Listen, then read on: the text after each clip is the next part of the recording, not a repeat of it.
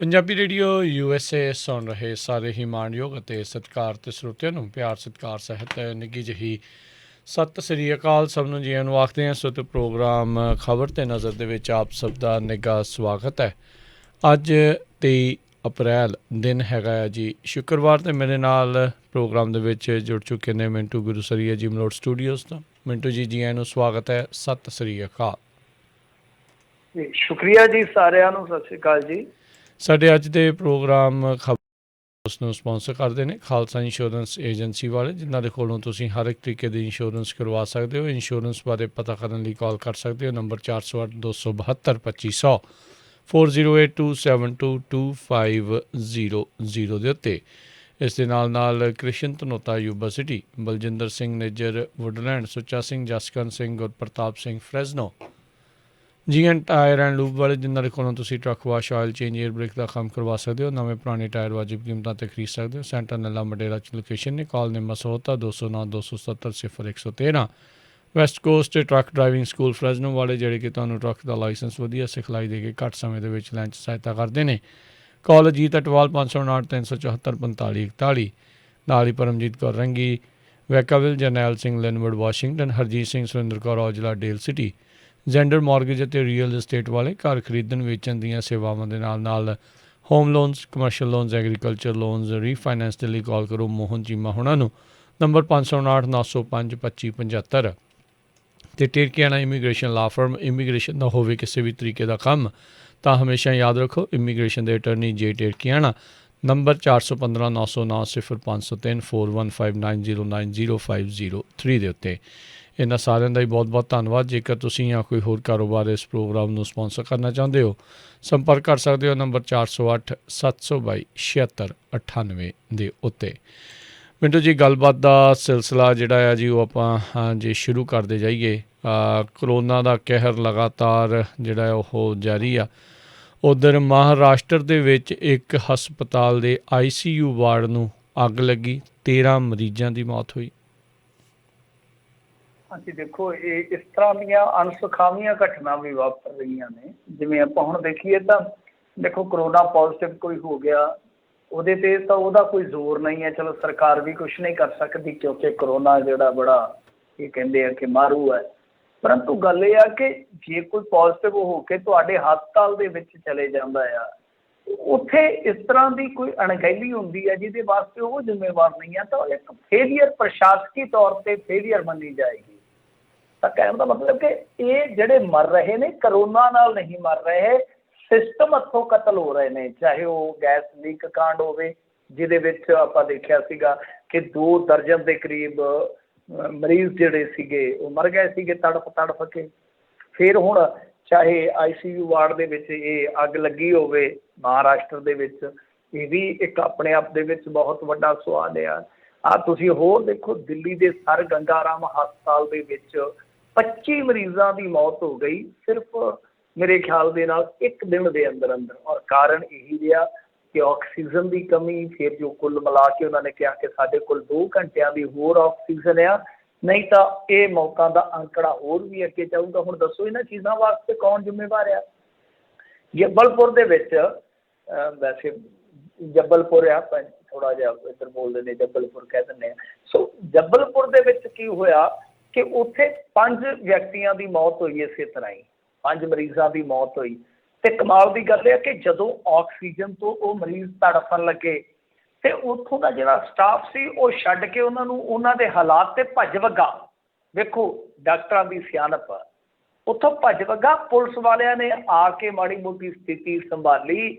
ਜਿਹੜੇ ਆਪਾਂ ਬਨੌਟੀ ਸਾਹ ਜੋ ਵੀ ਇਸ ਤਰ੍ਹਾਂ ਕਰਦੇ ਆ, ਉਹਨਾਂ ਨੇ ਉਸ ਤਰ੍ਹਾਂ ਦੇ ਕਹਿ ਲਓ ਕਿ ਯਤਨ ਕੀਤੇ, ਪਰੰਤੂ ਕੁਛ ਵੀ ਨਹੀਂ ਹੋਇਆ, ਉਹ ਕੁਛ ਵੀ ਨਹੀਂ ਕਰ ਸਕੇ।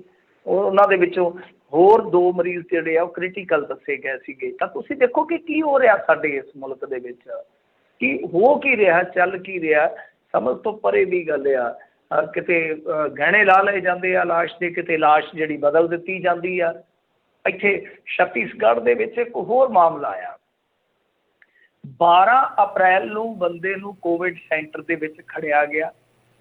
12 ਤੋਂ ਲੈ ਕੇ ਹਿਸਾਬ ਲਾ ਲਓ ਕਿ 11-12 ਦਿਨ ਤੱਕ ਹੀ ਉਹਨਾਂ ਨੂੰ ਉਹ ਕਹੀ ਗਏ ਕਿ ਬੰਦਾ ਤੁਹਾਡਾ ਠੀਕ ਆ, ਰੋਟੀ ਪਾਣੀ ਵਧੀਆ ਖਾਂਦਾ ਹੈ, ਉਹ ਤੇ ਗੱਲਾਂ ਸੋਹਣੀਆਂ ਕਰਦਾ ਹੈ, ਸਭ ਕੁਛ ਹੈ। ਤੁਹਾਡੀ ਅੱਜ ਗੱਲ ਕਰਾਵਾਂਗੇ, ਤੁਹਾਡੀ ਕੱਲ੍ਹ ਕਰਾਵਾਂਗੇ। ਤੇ ਉਹਨਾਂ ਨੂੰ ਅੱਜ ਇੱਕ ਲਾਵਾਰਸ ਲਾਸ਼ ਮਿਲਣ ਦੀ ਸੂਚਨਾ ਮਿਲੀ ਕਿ ਆ ਕੇ ਸ਼ਨਾਖਤ ਕਰਿਓ। ਤੇ ਜਾ ਕੇ ਉਹਨਾਂ ਨੇ ਜਦੋਂ ਵੇਖਿਆ, ਕਿਉਂਕਿ ਭਾਲ ਰਹੇ ਸੀ ਕਿ ਉਹਨਾਂ ਦਾ ਬੰਦਾ ਨਹੀਂ ਸੀ ਮਿਲ ਰਿਹਾ, ਉਹਨਾਂ ਨੇ ਆਸੇ ਪਾਸੇ ਪਤਾ ਕੀਤਾ ਹੋਊਗਾ ਕੋਵਿਡ ਸੈਂਟਰ 'ਚੋਂ, ਕਿਤੇ ਤਾਂ ਬੰਦਾ ਹੈ ਹੀ ਨਹੀਂ। ਆਸੇ ਪਾਸੇ ਜਦੋਂ ਪਤਾ ਲੱਗਿਆ ਕਿ ਹਾਂ ਭਾਈ ਉੱਥੇ ਲਾਸ਼ ਮਿਲੀ, ਉਹਨਾਂ ਨੂੰ ਸੂਚਨਾ ਮਿਲੀ, ਉਹਨਾਂ ਨੂੰ ਵੀ ਸੱਦਿਆ ਗਿਆ, ਤਾਂ ਉੱਥੇ ਜਦੋਂ ਗਏ ਆ ਉਹ ਬੰਦਾ ਉੱਥੇ ਪਿਆ ਵਾ। ਦੱਸੋ ਇਸ ਮੁਲਕ ਦੇ ਵਿੱਚ ਚੱਲ ਕੀ ਰਿਹਾ? ਸਮਝ ਤੋਂ ਪਰੇ ਦੀ ਗੱਲ ਆ। ਯੂਪੀ ਦੇ ਵਿੱਚ ਯੋਗੀ ਆਦਿੱਤਿਆਨਾਥ ਦਾ ਹੋਰ ਹੀ ਸਿਸਟਮ, CMO ਦਾ ਰੈਫਰਲ ਲੈਟਰ ਲੈ ਕੇ ਉਹ ਮਰੀਜ਼ ਤੜਫ ਰਿਹਾ, ਤੁਸੀਂ ਰੈਫਰਲ ਲੈਟਰ ਮੰਗ ਰਹੇ ਹੋ। ਗੁਜਰਾਤ ਦੇ ਵਿੱਚ ਕੀ ਕਰ ਰਹੇ ਆ? ਗੁਜਰਾਤ ਦੇ ਵਿੱਚ ਅੰਕੜੇ ਲੁਕਾ ਰਹੇ ਆ।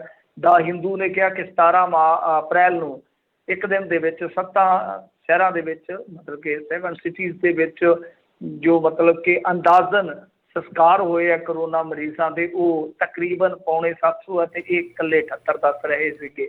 ਮਤਲਬ ਕਿ ਅੰਕੜਿਆਂ ਦੇ ਵਿੱਚ ਵੀ ਹੇਰ ਫੇਰ, ਹਨੇਰਗਰਦੀ ਆ।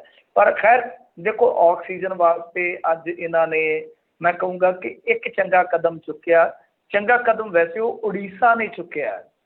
ਉੜੀਸਾ ਨੇ ਕੀ ਕੀਤਾ ਆ ਕਿ ਅੱਜ ਮੀਟਿੰਗ ਕੀਤੀ ਸੀ, ਪ੍ਰਧਾਨ ਮੰਤਰੀ ਨੇ ਮੀਟਿੰਗ ਨੂੰ ਲਾਈਵ ਕਰ ਦਿੱਤਾ। ਅਰਵਿੰਦ ਕੇਜਰੀਵਾਲ ਨੇ, ਪ੍ਰਧਾਨ ਮੰਤਰੀ ਉਹਦੇ ਤੇ ਖਿੱਚ ਗਿਆ ਕਿ ਇੱਕ ਮੁੱਖ ਮੰਤਰੀ ਹੈ ਜਿਹੜਾ ਉਹ ਨਿਯਮਾਂ ਦੀ ਪਾਲਣਾ ਨਹੀਂ ਕਰ ਰਿਹਾ। ਉਹ ਹਾਲਾਂਕਿ ਉੱਥੇ ਸੌਰੀ ਕਹੀ ਆ, ਅਰਵਿੰਦ ਕੇਜਰੀਵਾਲ ਨੇ ਮਾਫੀ ਮੰਗੀ ਆ। ਚਲੋ ਮਾਫੀ ਜੇ ਪ੍ਰੋਟੋਕਾਲ ਦੇ ਮੁਤਾਬਕ ਦੇਖੀਏ ਤਾਂ ਮੰਗਣੀ ਵੀ ਚਾਹੀਦੀ, ਇਹੋ ਜਿਹੀ ਹਿਮਾਕਤ, ਇਹੋ ਜਿਹੀ ਹਰਕਤ ਨਹੀਂ ਹੋਣੀ ਚਾਹੀਦੀ। ਪਰ ਅਰਵਿੰਦ ਕੇਜਰੀਵਾਲ ਨੇ ਜੋ ਬੋਲਿਆ ਉੱਥੇ, ਉਹ ਬੜਾ ਇੱਕ ਤਰ੍ਹਾਂ ਨਾਲ ਕਹਿ ਲਓ ਕਿ ਪਾਏਦਾਰ ਛੋਟਾ ਜਿਹਾ ਭਾਸ਼ਣ ਸੀਗਾ। ਉਹਨੇ ਕਿਹਾ ਕਿ ਦੇਖੋ ਜਿਹੜੀਆਂ ਸਰਕਾਰਾਂ ਨੇ ਰਾਜਾਂ ਦੀਆਂ ਦੂਜੀਆਂ ਸਰਕਾਰਾਂ, ਉਹ ਦੂਜੀ ਰਾਜ ਦੇ ਵਿੱਚ ਆਕਸੀਜਨ ਵੀ ਜਾਣ ਦੇ ਰਹੀਆਂ, ਚਾਹੇ ਉਹਨਾਂ ਦੇ ਪਲਾਂਟ ਲੱਗੇ ਹੋਣ ਸਟੇਟਾਂ 'ਚ, ਚਾਹੇ ਉੱਥੋਂ ਸਪਲਾਈ ਵੈਂਡਰ ਕਰ ਰਹੇ ਹੋਣ। ਤੇ ਕਿਉਂ ਨਾ ਇਹ ਸਾਰੇ ਪਲਾਂਟ ਜਿਹੜੇ ਆਰਮੀ ਦੇ ਹਵਾਲੇ ਕਰੋ ਤੇ ਆਰਮੀ ਜਿਹੜੀ ਆਪੇ ਸਪਲਾਈ ਕਰੇ। ਸੋ ਉਸ ਗੱਲ ਤੋਂ ਪ੍ਰਧਾਨ ਮੰਤਰੀ ਖਿੱਚ ਗਿਆ। ਪਰ ਉੜੀਸਾ ਨੇ ਕਿਹਾ, ਉਹਨਾਂ ਨੇ ਆਖਿਆ ਜੇ ਤੁਸੀਂ ਪਹਿਲਾਂ ਕਹਿ ਦਿੰਦੇ ਨਾ ਤੇ ਅਸੀਂ ਸਾਰਾ ਕੁਝ ਸੰਭਾਲ ਲੈਣਾ ਸੀਗਾ, ਤੁਹਾਡਾ ਬੰਦਾ ਇੱਕ ਨਹੀਂ ਮਰਨ ਦਿਆ ਆਕਸੀਜਨ ਕੋਲ, ਹੋਰ ਚੀਜ਼ ਕੋਲੋਂ ਮਰ ਜਾਵੇ ਸੋ ਮਰ ਜਾਵੇ। ਸੋ ਉੜੀਸਾ ਨੇ ਨਾਲ ਦੀ ਨਾਲ ਇਹ ਗੱਲ ਆਖੀ, ਉਹਨਾਂ ਆਖਿਆ ਕਿ ਸਪਲਾਈ ਤੇ ਆਊਗੀ, ਪਰੰਤੂ ਗੱਲ ਇਹ ਆ ਕਿ ਨਾਲ ਸਾਡੀ ਪੁਲਿਸ ਐਸਕੌਟ ਵੀ ਕਰੂਗੀ। ਅੱਜ ਕੱਲ੍ਹ ਇਹ ਵੀ ਦੇਖ ਲਓ ਕਿ ਆਕਸੀਜਨ ਨੂੰ ਵੀ ਐਸਕੌਟ ਕੀਤਾ ਜਾ ਰਿਹਾ ਕਿ ਲੁੱਟੀ ਨਾ ਜਾਵੇ। ਇਹਦਾ ਮਤਲਬ ਹੈ ਕਿ ਕਿਤੇ ਨਾ ਕਿਤੇ ਕਿੱਲਤ ਤੇ ਭਾਰੀ ਆ ਨਾ, ਕਿਤੇ ਨਾ ਕਿਤੇ ਸੰਕਟ ਤੇ ਬਹੁਤ ਵੱਡਾ ਆ, ਕਿਤੇ ਨਾ ਕਿਤੇ ਇਹਨਾਂ ਗੱਲਾਂ ਦੇ ਇਮਕਾਨ ਆ, ਇਹਨਾਂ ਗੱਲਾਂ ਦੇ ਅੰਦੇਸ਼ੇ, ਇਹਨਾਂ ਗੱਲਾਂ ਦੀਆਂ ਸੱਚਾਈਆਂ ਵੀ ਸਾਹਮਣੇ ਆਈਆਂ ਤਾਂ ਡਰ ਵੀ ਹੈ। ਸੋ ਇਹ ਹਾਲ ਆ। ਵੈਸੇ ਜੇ ਤੁਸੀਂ ਦੇਖੋਗੇ ਇਹਨਾਂ ਨਖੱਟੂਆਂ ਨੇ ਮੌਕਾ ਨਹੀਂ ਸੰਭਾਲਿਆ, ਕੇਰਲ ਨੇ ਮੌਕਾ ਸੰਭਾਲਿਆ। ਵੈਸੇ ਕਈ ਚੀਜ਼ਾਂ ਨੇ ਕਿ ਜਿਵੇਂ ਮੈਂ ਅੱਗੇ ਵੀ ਗੱਲ ਕਰਦਾ ਹੁੰਦਾ ਕਿ ਇਹਨਾਂ ਦੇ ਜਿਹੜੇ ਇਸ ਤਰ੍ਹਾਂ ਦੇ ਪਲਾਂਟ ਨੇ ਜਾਂ ਇਸ ਤਰ੍ਹਾਂ ਦੇ ਜਿਹੜੇ ਇਹਨਾਂ ਦੇ ਕਹਿ ਲਓ ਪ੍ਰੋਜੈਕਟ ਹੁੰਦੇ ਆ, ਉਹ ਦੂਰ ਰੱਸੀ ਸੋਚ 'ਚੋਂ ਨਹੀਂ ਨਿਕਲਦੇ। ਜਿੱਦਾਂ ਹੁਣ ਤੁਸੀਂ ਦੇਖ ਲਓ ਕਿ ਬਹੁਤੇ ਜ਼ਿਆਦਾ ਪਲਾਂਟ ਇਹਨਾਂ ਦੀ ਈਸਟਰਨ ਸਾਈਡ ਚੱਲ ਗਏ, ਪਰ ਅੱਜ ਜ਼ਰੂਰਤ ਕਿੱਥੇ ਹੈ? ਸੈਂਟਰਲ ਜਾਂ ਵੈਸਟਰਨ ਸਾਈਡ। ਕੀ ਕਰੋਗੇ ਤੁਸੀਂ ਫਿਰ? ਜਿਹੜੇ ਉਹ ਇਹਨਾਂ ਦੇ ਇੱਕ ਹੁੰਦੇ ਆ ਕ੍ਰਾਇਓਜੈਨਿਕ, ਸ਼ਾਇਦ ਟੈਂਕਰ ਕਹਿੰਦੇ ਉਹਨਾਂ ਨੂੰ, ਉਹ ਜਿਹੜੇ ਟੈਂਕਰ ਆ ਉਹ ਸ਼ਾਰਟੇਜ, ਉਹਨਾਂ ਦੀ ਸ਼ਾਰਟੇਜ ਆ, ਉਹ ਸ਼ਾਰਟ ਪੈ ਗਏ ਆ।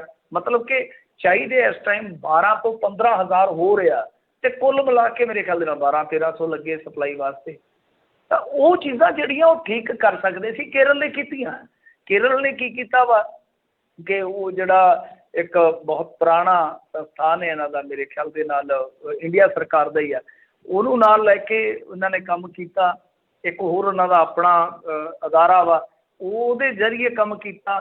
ਦੋਨਾਂ ਦਾ ਕੀ ਕੰਮ ਸੀਗਾ ਕਿ ਇੱਕ ਨੇ ਜਿਹੜਾ ਸੈਂਟਰਲ ਸਰਕਾਰ ਦਾ ਸੀ, ਉਹਦੀ ਇਕਾਈ ਨੇ ਉੱਥੇ ਜਿਹੜੀ ਕੇਰਲ ਦੇ ਵਿੱਚ ਕੰਮ ਕਰਦੀ ਸੀ, ਉਹਨੇ ਜਿਹੜਾ ਉਦਯੋਗ ਨੂੰ ਸਪਲਾਈ ਵਾਲਾ ਮੰਨ ਲਓ ਪੈਮਾਨਾ ਸੀਗਾ, ਉਹਨੂੰ ਠੀਕ ਕੀਤਾ ਕਿ ਜਿੰਨੀ ਜਾਇਜ਼ ਚਾਹੀਦੀ ਹੈ, ਵਾਜਬ ਚਾਹੀਦੀ ਹੈ, ਉਹੀ ਸਪਲਾਈ। ਅਤੇ ਜਿਹੜੇ ਦੂਸਰੀ ਉਹਨਾਂ ਦੀ ਆਪਣੀ ਸੰਸਥਾ ਜਾਂ ਅਦਾਰਾ ਕਹਿ ਲਓ, ਉਹਨਾਂ ਨੇ ਕੀ ਕੀਤਾ ਕਿ ਜੋ ਗੈਸ ਨਿਕਲਦੀ ਸੀ, ਨਿਕਾਸੀ ਹੋ ਰਹੀ ਸੀਗੀ ਉਦਯੋਗ ਦੇ ਵਿੱਚੋਂ, ਉਹਨਾਂ 'ਚੋਂ ਚੀਜ਼ਾਂ 'ਚੋਂ ਆਕਸੀਜਨ ਨਿਖੇੜ ਕੇ ਉਹਨਾਂ ਨੇ ਉਹਦੇ 'ਚੋਂ ਵੀ ਹਾਸਲ ਕੀਤੀ। ਅੱਜ ਦੀ ਘੜੀ ਉਹ ਨਾ ਸਿਰਫ ਆਪਣਾ ਬੁੱਤਾ ਸਾਰਨ ਡਏ ਆ, ਬਲਕਿ ਦੂਜੇ ਦਾ ਵੀ ਡੰਗ ਟਪਾ ਰਹੇ ਆ। ਤਾਂ ਇਸ ਤਰ੍ਹਾਂ ਦੀਆਂ ਚੀਜ਼ਾਂ ਜਿਹੜੀਆਂ ਉਹ ਕਰਨ ਦੀ ਜ਼ਰੂਰਤ ਸੀਗੀ। ਦੋ ਰਾਜ ਉੜੀਸਾ, ਕੇਰਲ, ਦੇਖੋ ਕਿੰਨਾ ਵੱਡਾ ਐਗਜ਼ਾਮਪਲ ਸੈੱਟ ਕਰ ਰਹੇ ਆ। ਤਾਂ ਤੁਸੀਂ ਇੱਕ ਵੇਲਾ ਜੇ ਸੰਭਾਲਿਆ ਹੁੰਦਾ ਤਾਂ ਤੁਸੀਂ ਦੁਨੀਆ ਦੇ ਸਾਹਮਣੇ ਐਗਜ਼ਾਮਪਲ ਸੈੱਟ ਕਰ ਸਕਦੇ ਸੀਗੇ ਕਿ ਸਾਨੂੰ ਮੌਕਾ ਮਿਲਿਆ, ਤੁਸੀਂ ਤੇ ਜਸ਼ਨ ਮਨਾਏ। ਤੁਸੀਂ ਤਾਂ ਫਰਵਰੀ ਦੇ ਵਿੱਚ ਤਾੜੀਆਂ ਮਾਰ ਕੇ ਹੱਸੇ ਕਿ ਅਸੀਂ ਕਰੋਨਾ ਪਰ ਵਿਜੇ ਪ੍ਰਾਪਤ ਕਰ ਲਈ ਹੈ, ਸਵਾਹ ਵਿਜੇ ਪ੍ਰਾਪਤ ਕਰ ਲਈ ਹੈ। ਤੁਸੀਂ ਲੋਕ ਕਲਪ ਰਹੇ, ਇਹਨਾਂ ਦੇ ਆਪਣੇ ਬੰਦੇ, ਜੇ ਤੁਸੀਂ ਅੱਜ ਇਹਨਾਂ ਦਾ MLA ਵੀ ਮਰ ਗਿਆ, ਇਹਨਾਂ ਦੇ ਆਪਣੇ ਬੰਦੇ ਜਿਹੜੇ ਕਿ ਕਦੇ ਗੁਣ ਗਾਉਂਦੇ ਸੀ, ਇਹਨਾਂ ਦੇ ਨਾਂ ਦੇ ਡੰਕੇ ਵਜਾਉਂਦੇ ਸੀਗੇ, ਉਹ ਪਿੱਟ ਰਹੇ ਆ। ਕੋਈ ਕਹਿੰਦਾ ਮੇਰੀ ਮੌਸੀ ਮਰ ਗਈ ਆ, ਕੋਈ ਕਹਿੰਦਾ ਮੇਰੀ ਚਾਚੀ ਨੂੰ ਆਕਸੀਜਨ ਨਹੀਂ ਮਿਲ ਰਹੀ। ਐਸੀਆਂ ਗੱਲਾਂ ਸੁਣਨ ਨੂੰ ਮਿਲ ਰਹੀਆਂ। ਜਿਹੜੇ ਕੱਟੜ ਭਗਤ ਸੀਗੇ ਉਹ ਵੀ ਦੋ ਹੱਥੜ ਮਾਰ ਕੇ ਪਿੱਟਦੇ ਪਏ ਆ ਕਿ ਆ ਬਣ ਕੀ ਰਿਹਾ। ਸੋ ਹਾਹਾਕਾਰ ਮਚੀ ਹੋਈ ਆ ਯੂਪੀ ਦੇ ਵਿੱਚ। ਸਥਿਤੀ ਤੁਹਾਨੂੰ ਮੈਂ ਦੱਸਿਆ ਕਿ ਬਹੁਤ ਬੁਰੀ ਆ, ਭਿਆਨਕ ਆ। ਯੂਪੀ ਦੇ ਵਿੱਚ ਤਾਂ ਵੈਸੇ ਵੀ ਯੋਗੀ ਸਰਕਾਰ ਦਾ ਤੁਹਾਨੂੰ ਪਤਾ ਹੈ ਟਰੈਕ ਰਿਕਾਰਡ ਕਿਸ ਤਰ੍ਹਾਂ ਦਾ। ਖੈਰ ਕੁਝ ਕੁ ਗੱਲਾਂ ਹੋਰ ਸਾਂਝੀਆਂ ਕਰਦਾ ਮੈਂ ਤੁਹਾਡੇ ਨਾਲ ਅਪਡੇਸ਼ਨ ਵਾਸਤੇ। ਉੱਤਰਾਖੰਡ ਦੇ ਚੀਫ ਮਿਨਿਸਟਰ ਨੇ ਕਿਹਾ ਕਿ 18 ਤੋਂ 45 ਸਾਲ ਦੇ ਜਿਹੜੇ ਹੈਗੇ ਆ ਲੋਕ, ਉਹਨਾਂ ਵਾਸਤੇ ਮੁਫਤ ਟੀਕਾਕਰਨ ਕੀਤਾ ਜਾਊਗਾ, ਵੈਕਸੀਨੇਸ਼ਨ ਫ੍ਰੀ ਹੋਏਗੀ। ਦੂਸਰੇ ਪਾਸੇ ਰਾਜਸਥਾਨ ਦੇ ਚੀਫ ਮਿਨਿਸਟਰ ਨੇ ਕਿਹਾ ਕਿ ਨੌਜਵਾਨਾਂ ਨੂੰ ਫ੍ਰੀ ਦੇ ਵਿੱਚ ਵੈਕਸੀਨ ਜਿਹੜੀ ਆ ਉਹ ਕੇਂਦਰ ਸਰਕਾਰ ਲਾਵੇ। ਇਸ ਤੋਂ ਇਲਾਵਾ ਜੇ ਆਪਾਂ ਦੇਖੀਏ ਤਾਂ ਹਵਾਈ ਫੌਜ ਦਾ ਇੱਕ C-17 ਏਅਰਕ੍ਰਾਫਟ ਹੈ ਜਿਹੜਾ, ਉਹਦੇ ਤੇ ਟੈਂਕਰ ਭੇਜਿਆ ਗਿਆ ਜਾਮਨਗਰ ਤੋਂ, ਆਕਸੀਜਨ ਲੈ ਕੇ ਇਹ ਆਏਗਾ। ਸੋ ਵਾਹਵਾ, ਹੁਣ ਮੈਂ ਜਿਵੇਂ ਤੁਹਾਨੂੰ ਦੱਸਿਆ ਹੀ ਹੈ ਕਿ ਵਾਹਵਾ ਕੰਮ ਰੇੜੇ ਪਿਆ, ਕਾਫੀ ਹਿਲਜੁਲ ਹੋ ਗਈ ਹੈ। ਪ੍ਰਧਾਨ ਮੰਤਰੀ ਨੇ ਵੈਸੇ ਤੇ ਰੈਲੀਆਂ ਲਾਉਣੀਆਂ ਹੋਈਆਂ ਸੀਗੀਆਂ, ਪਰ ਅਚਨਚੇਤ ਕਿਤੇ ਉਹਨਾਂ ਨੂੰ ਥੋੜ੍ਹੀ ਲੱਜਾ ਆਈ ਆ ਤੇ ਉਹਨਾਂ ਨੇ ਸਾਰੀਆਂ ਬੰਗਾਲ ਵਾਲੀਆਂ ਰੈਲੀਆਂ ਰੱਦ ਕਰਕੇ ਅੱਜ ਮੀਟਿੰਗ ਰੱਖੀ। ਉਸ ਤੋਂ ਬਾਅਦ ਤਾਬੜਤੋੜ ਹੋਰ ਵੀ ਮੀਟਿੰਗਾਂ ਹੋਈਆਂ ਜਿਹਦਾ ਸਿੱਟਾ ਸਾਨੂੰ ਵੇਖਣ ਨੂੰ ਮਿਲ ਰਿਹਾ। ਚਲੋ ਚੰਗੀ ਗੱਲ ਆ, ਦੇਰ ਹੀ ਸਹੀ ਹਨੇਰੀ ਸਹੀ, ਉਹਦੇ ਤੋਂ ਬਾਅਦ ਚਾਨਣ ਤੇ ਹੋਇਆ। ਤੇ ਇਸ ਤੋਂ ਇਲਾਵਾ ਰਾਜਸਥਾਨ ਦੇ ਵਿੱਚ ਲੋਕਡਾਊਨ ਤੋਂ ਕਹਿੰਦੇ ਕਿ ਰਾਹਤ ਮਿਲੇਗੀ, ਦੁਕਾਨਾਂ ਨੂੰ ਕੁਛ ਮਤਲਬ ਕਿ ਖੋਲ੍ਹਣ ਦੀ ਇਜਾਜ਼ਤ ਮਿਲ ਰਹੀ ਹੈ। ਇਸ ਤੋਂ ਇਲਾਵਾ ਜੇ ਆਪਾਂ ਦੇਖੀਏ ਤਾਂ ਰਾਜਸਥਾਨ ਦੇ ਵਿੱਚ ਅੱਜ ਕੇਸ ਕਾਫੀ ਆਏ ਆ, 15,358। ਪੰਜਾਬ ਦੇ ਵਿੱਚ ਐਵਰੇਜ ਉਹੀ ਆ 5-6 ਹਜ਼ਾਰ, ਤੇ ਲਾ ਲਓ ਇਹਦੇ ਦਰਮਿਆਨ ਹੀ ਆ 5-6 ਹਜ਼ਾਰ ਦਰਮਿਆਨ, ਤੇ 70 ਤੋਂ 80 ਦੇ ਕਰੀਬ ਮੌਤਾਂ ਜਿਹੜੀਆਂ ਉਹ ਲਗਾਤਾਰ ਹੋ ਰਹੀਆਂ। ਵੈਸੇ ਇੱਧਰ ਜੇ ਆਪਾਂ ਦੇਖੀਏ ਚੰਗੀਆਂ ਚੀਜ਼ਾਂ ਵੀ ਸਾਹਮਣੇ ਆਉਂਦੀਆਂ। ਇੱਕ ਮੁੰਡਾ ਸੀ, ਉਹਨੇ ਆਪਣੀ ਕਾਰ ਵੇਚ ਕੇ ਮਤਲਬ ਕਿ ਗੈਸ ਦੀ, ਆਕਸੀਜਨ ਦੀ ਸਪਲਾਈ ਕੀਤੀ ਆ। ਹੋਰ ਬਹੁਤ ਸਾਰੇ ਲੋਕ ਅੱਗੇ ਆ ਰਹੇ ਨੇ। ਵੈਸੇ ਕਈਆਂ ਨੇ ਸਵਾਲ ਵੀ ਕਰਨੇ ਸ਼ੁਰੂ ਕਰ ਦਿੱਤੇ ਆ, ਕਹਿੰਦੇ ਆ ਕਿ ਤੁਹਾਡੇ ਕੋਲ ਬਹੁਤ ਸਾਰਾ ਚੰਦਾ ਜਿਹੜਾ ਉਹ ਰਾਮ ਮੰਦਿਰ ਦੇ ਨਾਮ ਤੇ ਜਿਹੜਾ ਇਕੱਠਾ ਹੋਇਆ, ਉਹ ਜਿੰਨੀ ਲਾਗਤ ਆਉਣੀ ਉਸ ਤੋਂ ਵੱਧ ਕੇ ਆ, ਕਈ ਗੁਣਾ ਵੱਧ ਕੇ ਆ, ਤਾਂ ਤੁਸੀਂ ਕਿਉਂ ਨਹੀਂ ਇੱਦਾਂ ਦੀ ਪਹਿਲ ਕਦਮੀ ਕਰਦੇ? RSS ਕਿੱਥੇ? ਬਹੁਤ ਸਾਰੇ ਸਵਾਲ ਹੋ ਰਹੇ ਉਹਨਾਂ ਨੂੰ। ਹੁਣ ਕਿੱਥੇ ਲੁਕੇ ਬੈਠੇ ਆ ਜਿਹੜੇ ਰਾਸ਼ਟਰਵਾਦੀ ਕਹਿੰਦੇ ਸੀਗੇ ਕਿ ਉਹ ਕੁਛ ਕਰ ਕਿਉਂ ਨਹੀਂ ਰਹੇ? ਪਰ ਉਹਨਾਂ ਨੇ ਕੀ ਕਰਨਾ, ਸਿਰ ਜਾਂਦਿਆਂ ਦਾ ਕਰਨਾ, ਇਹਨਾਂ ਨੇ ਬਿੜਾ ਗਰਕ ਕਰਕੇ ਰੱਖ ਦਿੱਤਾ। ਖੈਰ ਬੋਕਾਰੋ ਤੋਂ ਵੀ ਹੁਣ ਖਬਰ ਆ ਰਹੀ ਹੈ ਕਿ ਲਖਨਊ ਦੇ ਲਈ ਆਕਸੀਜਨ ਐਕਸਪ੍ਰੈਸ ਜਿਹੜੀ ਹੈ ਉਹ ਰਵਾਨਾ ਹੋਈ ਹੈ। ਰੇਲਵੇ ਨੇ ਬਕਾਇਦਾ ਗ੍ਰੀਨ ਕੋਰੀਡੋਰ ਬਣਾ ਦਿੱਤਾ। ਮਤਲਬ ਕਿ ਤੁਸੀਂ ਦੇਖ ਲਓ ਕਿ ਹਵਾਈ ਫੌਜ ਵੀ ਲੱਗੀ ਆ ਤੇ ਰੇਲਵੇ ਵੀ ਜੁੱਪ ਪਿਆ। ਚੰਗੀ ਗੱਲ ਆ। ਮੈਂ ਕਹਿੰਦਾ ਕਿ ਚਲੋ ਦੇਰ ਨਾਲ ਹੀ ਸਹੀ, ਪ੍ਰਧਾਨ ਮੰਤਰੀ ਨੇ ਜੋ ਕਦਮ ਚੁੱਕੇ ਆ ਠੀਕ ਹੈ, ਚਲੋ ਘੱਟੋ ਘੱਟ ਇਹਦੇ ਨਾਲ ਜਿੰਨੀਆਂ ਕੁ ਜਾਨਾਂ ਬਚਦੀਆਂ ਉਹ ਤੇ ਕਾਰਗਰ ਹੋਣ। ਜੀ ਜੀ ਜੀ ਬਿਲਕੁਲ। ਜਦੋਂ ਜ਼ਰੂਰਤ ਸੀਗੀ ਇਹ ਉਦੋਂ ਤਾਂ ਰੈਲੀਆਂ ਦੇ ਵਿੱਚ ਸੀਗੇ। ਸੋ ਰਿਹਾਨਾ ਦੇ ਟਵੀਟ ਦੇ ਉੱਤੇ ਤਾਂ ਮਿੰਟੂ ਜੀ ਇਹਨਾਂ ਨੇ 2 ਦਿਨਾਂ 'ਚ ਕਾਰਵਾਈ ਕਰਤੀ ਹੈ। ਇਹਨਾਂ ਨੇ ਸਾਲ ਦੇ ਵਿੱਚ ਕੁਛ ਨਾ ਜਿਹੜਾ ਇਸ ਚੀਜ਼ ਨੂੰ ਨਜਿੱਠਣ ਦੇ ਲਈ ਬਹੁਤਾ ਕੁਛ ਜਿਹੜਾ ਉਹ ਕੀਤਾ, ਆਪਣੀਆਂ ਜੁਗਲਬੰਦੀਆਂ ਜੀਆਂ ਜਿਹੜੀਆਂ ਉਹ ਕਰਦੇ ਰਹੇ ਹੈਗੇ ਆ। ਸੋ ਪਤਾ ਨਹੀਂ ਹੁਣ ਆਮ ਲੋਕਾਂ ਦਾ ਉੱਥੇ ਕੀ ਬਣਨਾ ਹੈਗਾ ਆ। ਹਰ ਇੱਕ ਜਣਾ ਆਪੋ ਆਪ ਹੀ ਇੱਕ ਹਿਸਾਬ ਦੇ ਨਾਲ ਸਵਾਰੀ ਆਪਣੇ ਸਮਾਨ ਦੀ ਆਪ ਜ਼ਿੰਮੇਵਾਰੀ ਉਹਨਾਂ ਨੇ ਘਰ ਛੱਡੀ ਹੈਗੀ ਆ। ਸਰਕਾਰ ਦੀ ਬਹੁਤ ਵੱਡੀ ਨਾਕਾਮੀ ਜਿਹੜੀ ਇਸ ਟਾਈਮ ਆਪਾਂ ਨੂੰ ਸਾਹਮਣੇ ਨਜ਼ਰ ਆ ਰਹੀ ਆ। ਅਤੇ ਮਿੰਟੂ ਜੀ ਇੱਕ ਚੋਰ ਨੂੰ ਤਾਂ ਕਹਿੰਦੇ ਆ ਇਮਾਨਦਾਰੀ ਉਸਨੇ ਦਿਖਾਈ ਆ, ਪਰ ਆਹ ਜਿਹੜੇ ਸਰਕਾਰ 'ਚ ਬੈਠੇ ਇਹਨਾਂ ਨੇ ਤਾਂ ਕਿਸੇ ਤਰੀਕੇ ਦੀ ਇਮਾਨਦਾਰੀ ਨਹੀਂ ਦਿਖਾਈ। ਚੋਰ ਨੇ ਕਹਿੰਦੇ ਚੋਰੀ ਕੀਤੀ ਸੀ, ਫਿਰ ਦਵਾਈਆਂ ਵਾਪਸ ਕਰ ਗਿਆ ਅਤੇ ਨਾਲ ਨੋਟ ਵੀ ਲਿਖਿਆ। ਪੂਰੇ ਦੇਸ਼ 'ਚ ਹੁਣ ਚਰਚਾ ਚੱਲ ਰਹੀ ਹੈ। ਹਾਂਜੀ, ਪੂਰੇ ਮੁਲਕ ਦੇ ਵਿੱਚ ਉਹਦੀ ਚਰਚਾ ਵਾ। ਬੜੇ ਟੈਲੀਵਿਜ਼ਨ ਚੈਨਲ ਉਹਦੀ CCTV ਫੁਟੇਜ ਦਿਖਾ ਰਹੇ ਆ।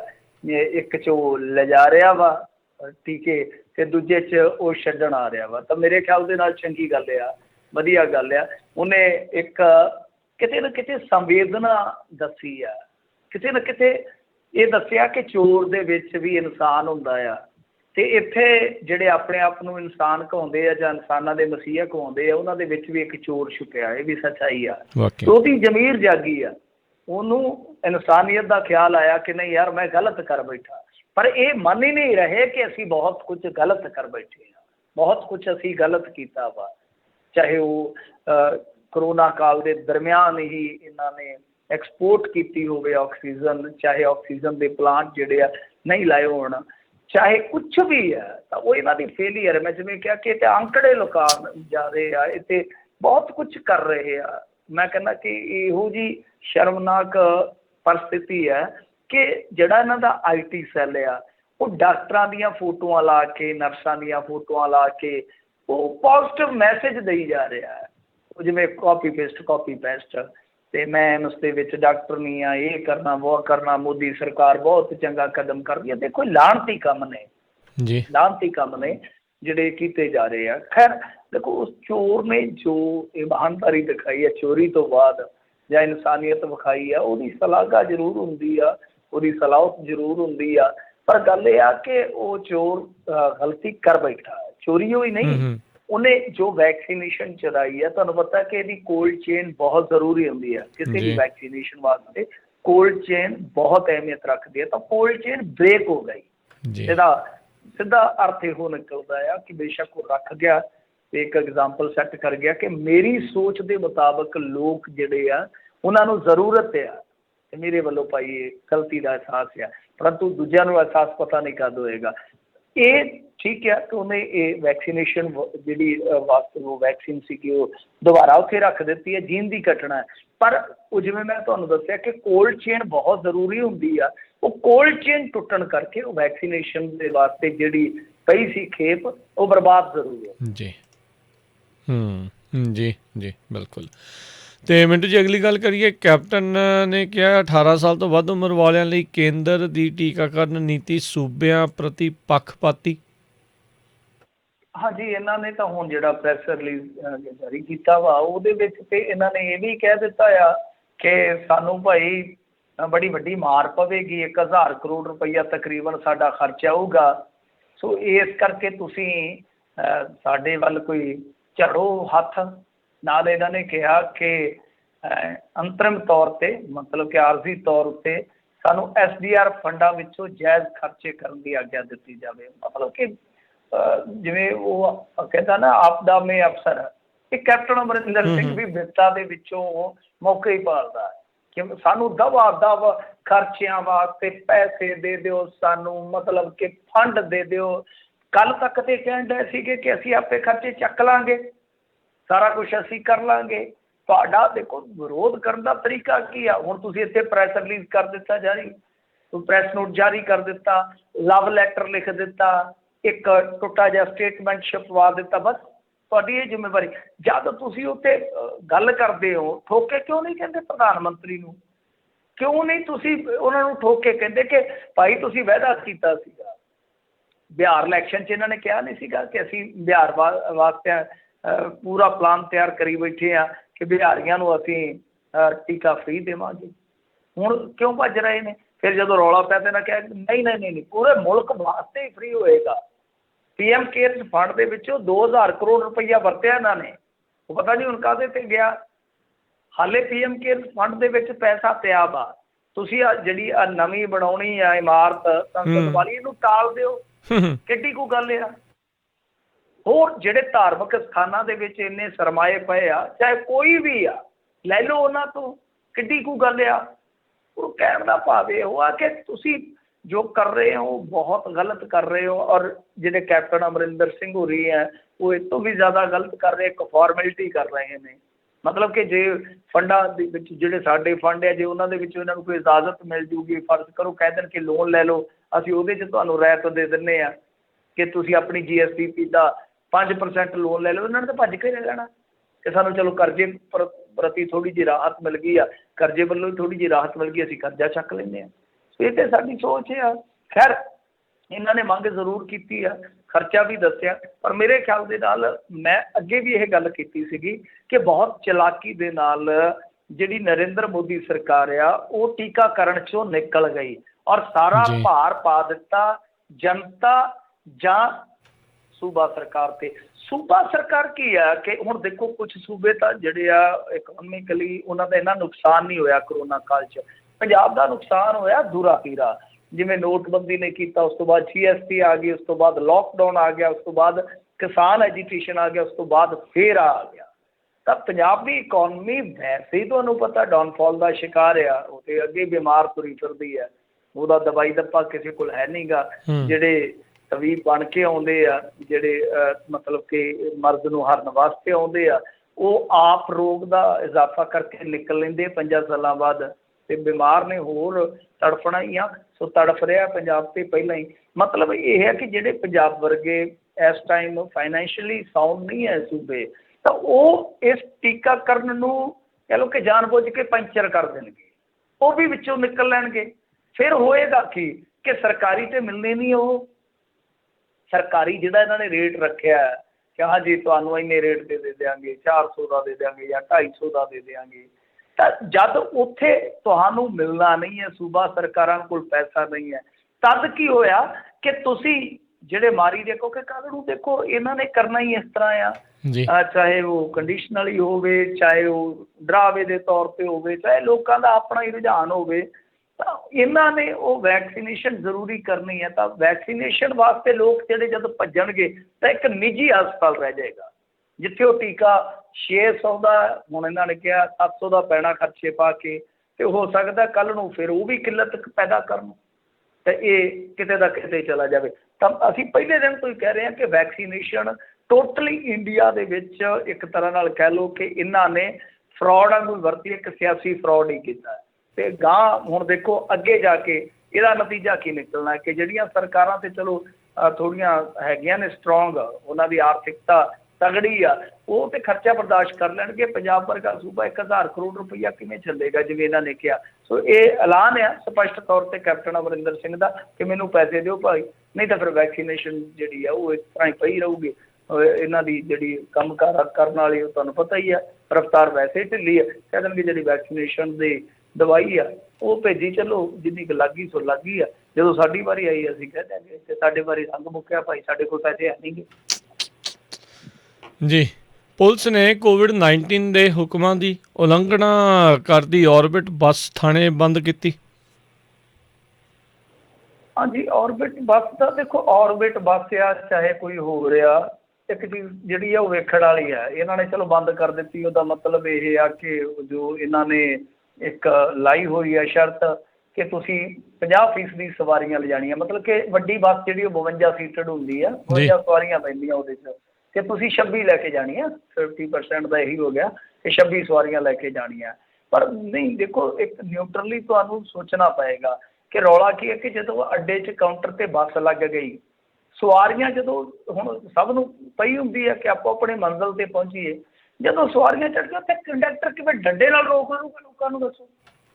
ਹਫੜਾ ਦਫੜੀ ਤਾਂ ਪਈ ਆ ਕਿ ਪਤਾ ਨਹੀਂ ਕੀ ਹੋ ਜਾਣਾ, ਕਿਹੜੇ ਵੇਲੇ ਇਹਨਾਂ ਨੇ ਕਰਫਿਊ ਲਾ ਦੇਣਾ, ਕਿਹੜੇ ਵੇਲੇ ਇਹਨਾਂ ਨੇ ਲੋਕਡਾਊਨ ਲਾ ਦੇਣਾ।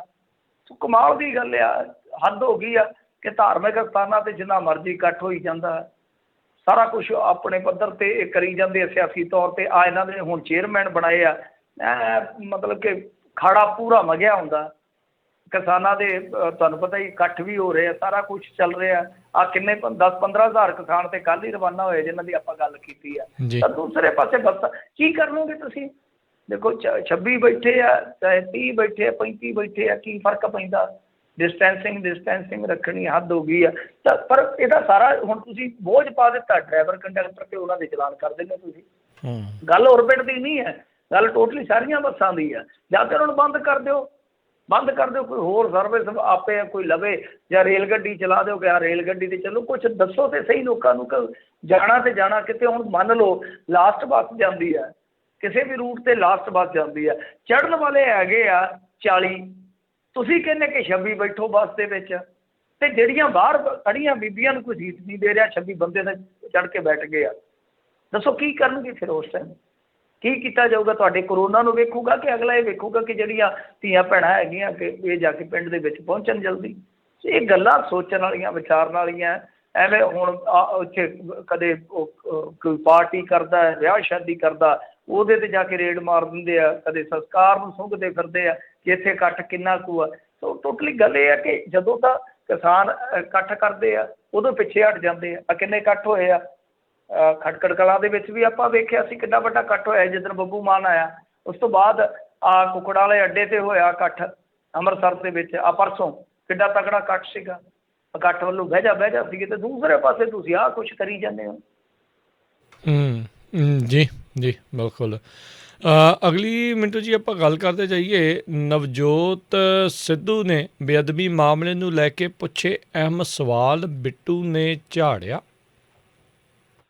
ਦੇਖੋ ਨਵਜੋਤ ਸਿੰਘ ਸਿੱਧੂ ਆ ਗਿਆ ਹੁਣ ਆਪਦੀ ਆਈ ਤੇ, ਜਦੋਂ ਆਪਦੀ ਆਈ ਤੇ ਆ ਜਾਂਦਾ ਆ ਇਹ ਫਿਰ ਆਪਦੀ ਟੀਮ ਨੂੰ ਹੀ ਸੰਕਟ 'ਚ ਪਾ ਦਿੰਦਾ ਹੁੰਦਾ। ਮੈਂ ਅੱਗੇ ਵੀ ਕਿਹਾ ਸੀਗਾ ਤੁਹਾਨੂੰ ਕਿ ਇਸ ਟਾਈਮ ਦੋ ਇਹਨਾਂ ਦੇ ਖਾਸ ਬੰਦੇ ਸਭ ਤੋਂ ਜ਼ਿਆਦਾ ਨੁਕਸਾਨ ਕਰ ਰਹੇ ਨੇ, ਇੱਕ ਕੁੰਵਰ ਵਿਜੇ ਪ੍ਰਤਾਪ ਸਿੰਘ, ਇੱਕ ਨਵਜੋਤ ਸਿੰਘ ਸਿੱਧੂ। ਕੁੰਵਰ ਵਿਜੇ ਪ੍ਰਤਾਪ ਸਿੰਘ ਵਾਲਾ ਵੀ ਫੰਡਾ ਜਿਹੜਾ ਉਹ ਅੱਜ ਇਹ ਹੋਇਆ ਕਿ ਦੱਸਦੇ ਆ ਕਿ ਖੁਦ ਨੂੰ ਇਹਨਾਂ ਨੇ ਰਜਿਸਟਰਡ ਕਰਾ ਲਿਆ ਵਕੀਲ ਦੇ ਤੌਰ 'ਤੇ Punjab and Haryana high court 'ਚ, ਪਰੰਤੂ ਨਾਲ ਹੀ ਉਹ ਜਿਹੜਾ ਤਫਸੀਲ ਪੂਰਵਕ ਫੈਸਲਾ ਆਉਣਾ ਸੀ ਉਹ ਵੀ ਆ ਗਿਆ, ਅਤੇ ਉਹਦੇ ਵਿੱਚ ਵੀ ਕਾਫੀ ਕੁਛ ਹੈ ਦੱਸਦੇ, ਹਾਲਾਂਕਿ ਮੈਂ ਤਾਂ ਪੜ੍ਹ ਨਹੀਂ ਸਕਿਆ, ਕਾਫੀ ਲੰਮਾ ਚੌੜਾ ਫੈਸਲਾ ਆ।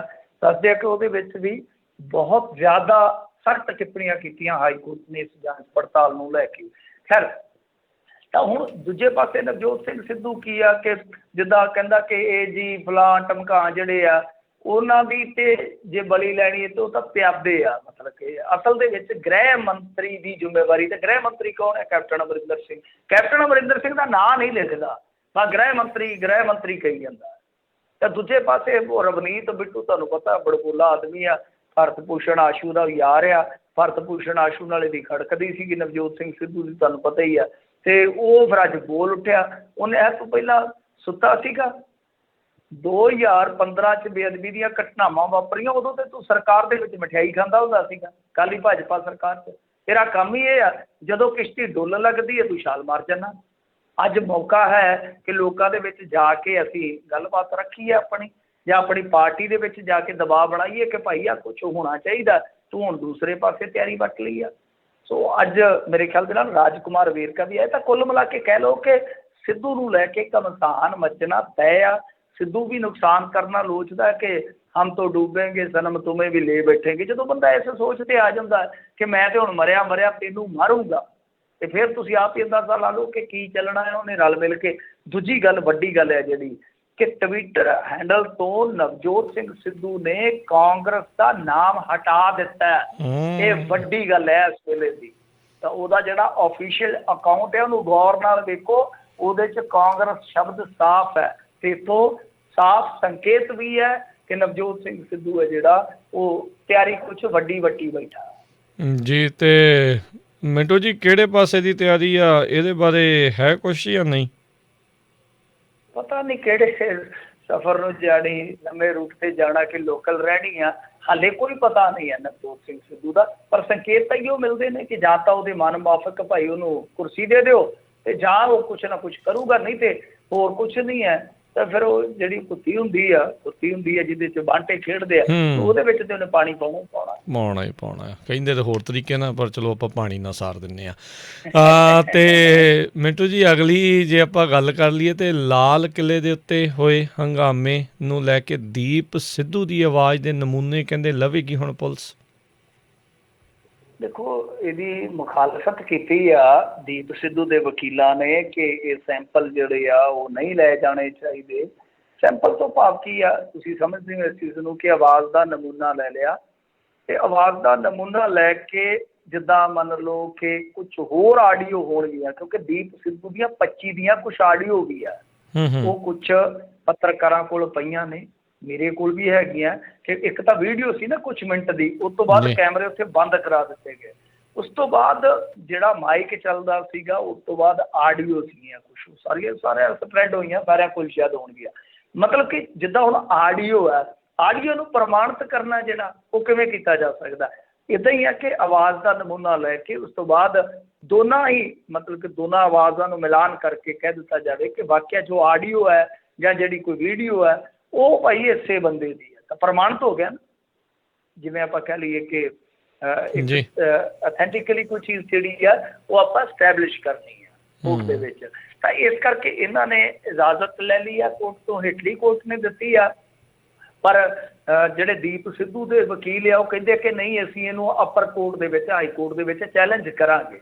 ਸੋ ਚੈਲੰਜ ਹੋ ਜਾਂਦਾ ਹੁੰਦਾ ਕਿਉਂਕਿ ਇਹ ਚੀਜ਼ਾਂ ਬਦਲਦੀਆਂ ਰਹਿੰਦੀਆਂ, ਕਈ ਵਾਰ ਲੋਅਰ ਕੋਰਟ ਕੁਛ ਹੋਰ ਕਹਿੰਦਾ, ਅਪਰ ਕੋਰਟ ਕੁਛ ਹੋਰ ਕਹਿੰਦਾ, ਹਾਈ ਕੋਰਟ ਕੁਛ ਹੋਰ ਕਹਿੰਦਾ, ਸੁਪਰੀਮ ਕੋਰਟ ਅੱਗੇ ਕੁਛ ਹੋਰ ਕਹਿ ਦਿੰਦਾ। ਸੋ ਇਹ ਚੀਜ਼ਾਂ ਤੇ ਬਦਲਦੀਆਂ ਰਹਿੰਦੀਆਂ। ਪਰੰਤੂ ਗੱਲ ਇਹੀ ਆ, ਮੇਰਾ ਮੰਨਣਾ ਇਹੋ ਆ ਕਿ ਜੇ ਵਿਰੋਧਤਾ ਹੋ ਰਹੀ ਹੈ ਵਕੀਲਾਂ ਵੱਲੋਂ ਜਾਂ ਦੀਪ ਸਿੱਧੂ ਵੱਲੋਂ ਕਹਿ ਲਈਏ, ਤਾਂ ਉਹ ਇਸੇ ਚੀਜ਼ ਨੂੰ ਲੈ ਕੇ ਆ ਕਿ ਕਿਸੇ ਹੋਰ ਮਾਮਲੇ ਦੇ ਵਿੱਚ ਕੋਈ ਛੇੜਛਾੜ ਕਰਕੇ ਆਵਾਜ਼ ਦੇ ਨਾਲ ਪ੍ਰਮਾਣਿਤ ਨਾ ਕਰ ਦੇਣ ਕਿ ਇਹ ਵੀ ਕੰਮ ਇਹ ਵੀ ਇਹਨੇ ਕੀਤਾ, ਜਾਂ ਇਹ ਬੋਲ ਜਿਹੜੇ ਆ ਉਹ ਵੀ ਦੀਪ ਸਿੱਧੂ ਨੇ ਬੋਲਿਆ, ਜੋ ਅਗਾਂਹ ਜਾ ਕੇ ਉਹਦਾ ਨੁਕਸਾਨ ਕਰ ਦੇ। ਜੀ ਜੀ ਜੀ ਤੇ ਮਿੰਟੂ ਜੀ, ਇੱਥੇ ਆਪਾਂ ਇੱਕ ਬ੍ਰੇਕ ਲੈਂਦੇ ਹਾਂ, ਅਤੇ ਸਰੋਤਿਓ ਬ੍ਰੇਕ ਤੋਂ ਬਾਅਦ ਤੁਹਾਡੀਆਂ ਆਪਾਂ ਕਾਲਸ ਲਵਾਂਗੇ। ਤੁਸੀਂ ਜੇ ਮਿੰਟੂ ਜੀ ਨੂੰ ਸਵਾਲ ਪੁੱਛਣਾ ਚਾਹੁੰਦੇ ਹੋਵੋ ਤਾਂ ਕਾਲ ਕਰ ਸਕਦੇ ਹੋ। ਸਟੂਡੀਓ ਦੇ ਵਿੱਚ ਨੰਬਰ ਹੈ 408 272 5200 4082725200 ਅਤੇ ਮਿਲਦੇ ਹਾਂ ਆਪਾਂ ਆਪਣੇ ਸਾਰੇ ਸਰੋਤਿਆਂ ਨੂੰ ਇੱਕ ਬ੍ਰੇਕ ਤੋਂ ਬਾਅਦ 'ਚ।